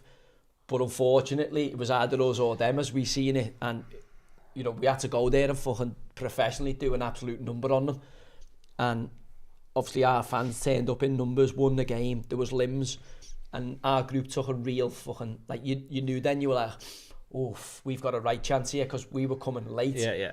Obviously we still needed a couple of miracle games, obviously winning 4-3 at Rochdale after being 3-1 down with 15 to go, and then the final day of the season winning 7-0, which will never be done in Bristol ever again. None of the fans will ever see anything like that again. And also the thing was, young, hungry lads in the team, you know, your Aaron Collins, your Anthony Evans, as well as Connor Taylor, and obviously Elliot Anderson got all the headlines, but we had some really good lads who underpin that team. You know, you're saying there, your Paul Coots, your Glenn Whelans, your Sam Finleys, who would go above and beyond to keep the dressing room tight and make sure everyone was looked after, and a really good culture in there.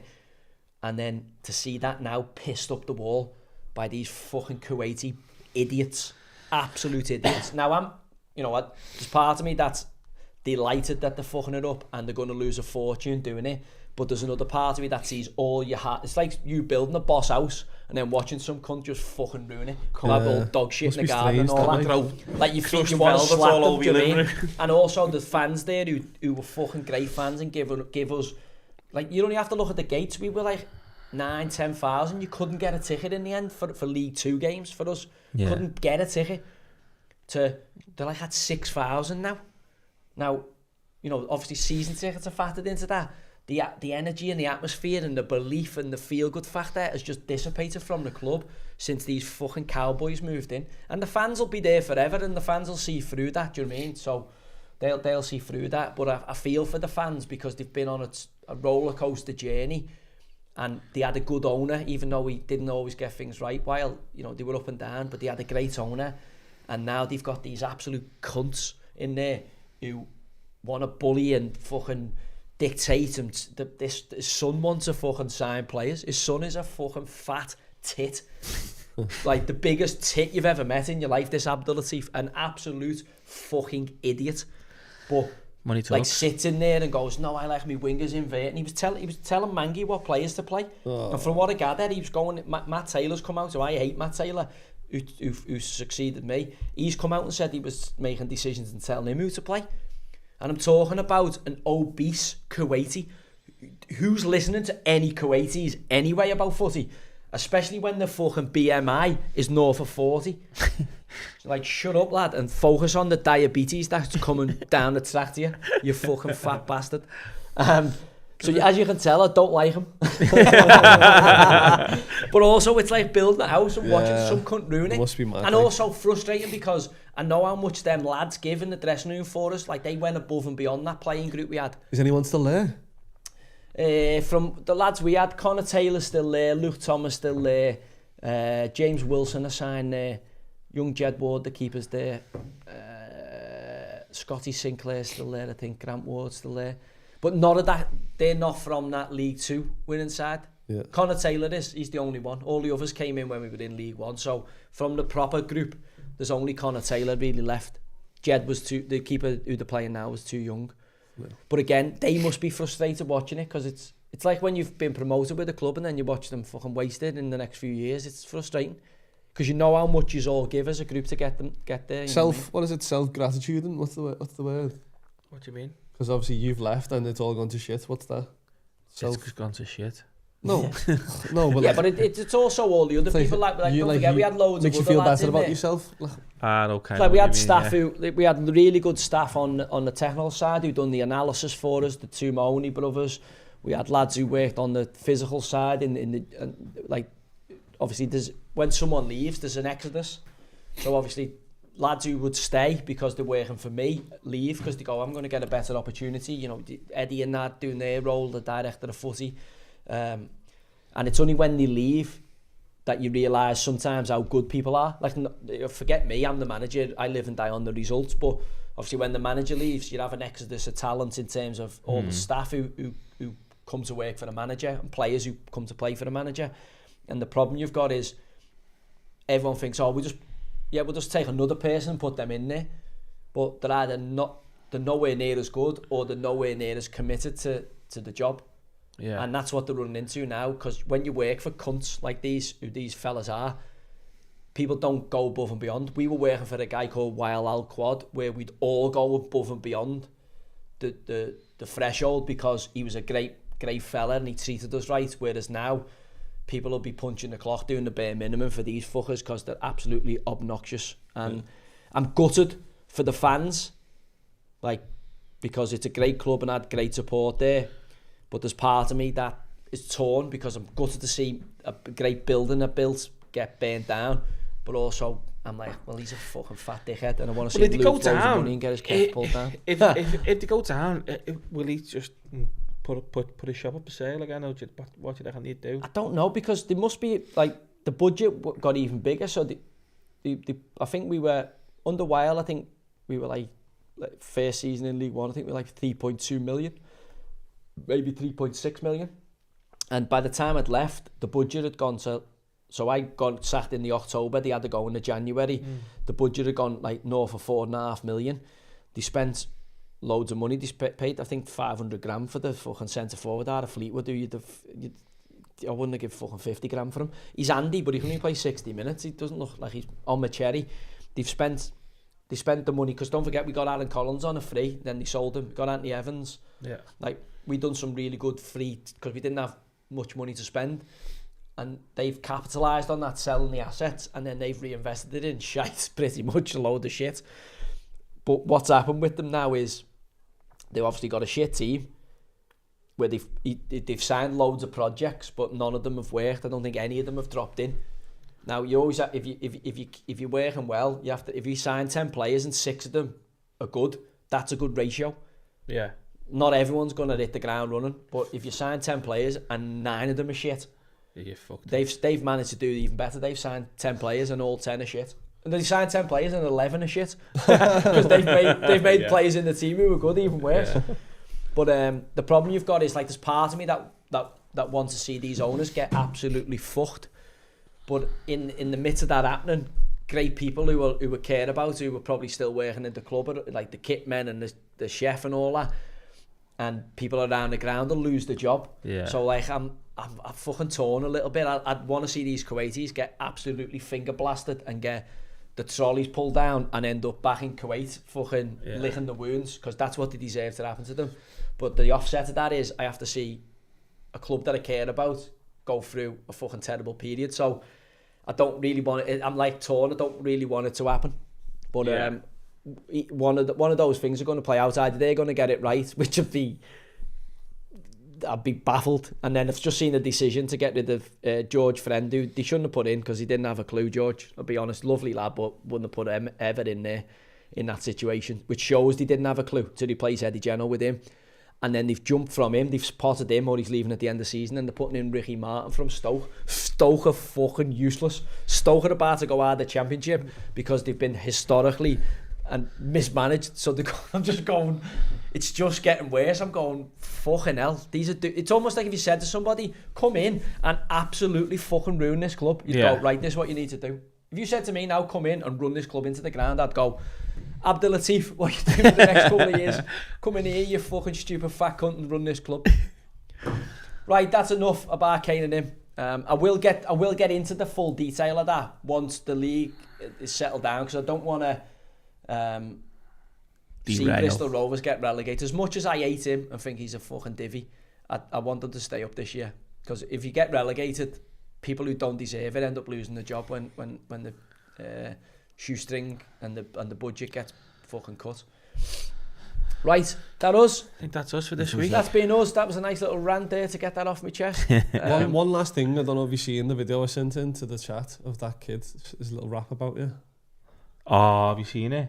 No, go on. Oh, I'll put it on the telly. What is it? Do you want to show him, Campbell? I'll show him on here now. So somebody, right? Who is he? Like a YouTuber? Yeah, or? yeah. I don't know. What? No, don't know. Watch. Joey Barton, I wanna fart on. Joey Barton, I wanna do a fart on. Joey Barton, I wanna do a fart on. Joey Barton. What the fuck? What's your response? Oh, what the fuck? You want to do a fart on me? Like, yeah. Look I at don't know. no, Is he what is he? Look at his garden. Joey Barton, I wanna fart on.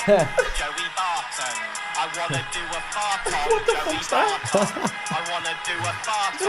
Joey Barton. Yeah, listen, hopefully that makes him a few quid on the TikTok because he fucking needs it for his back garden. You need that garden patio furniture, just fucking getting burnt and getting some new shit in the garden.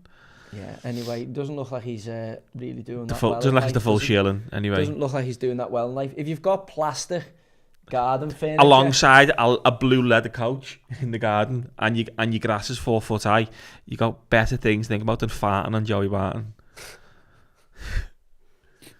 Yeah, right, that's us done then, Yeah, isn't it? that's We're us done. for this We're week. Listen, When are we back? When are we back next week? Next Monday.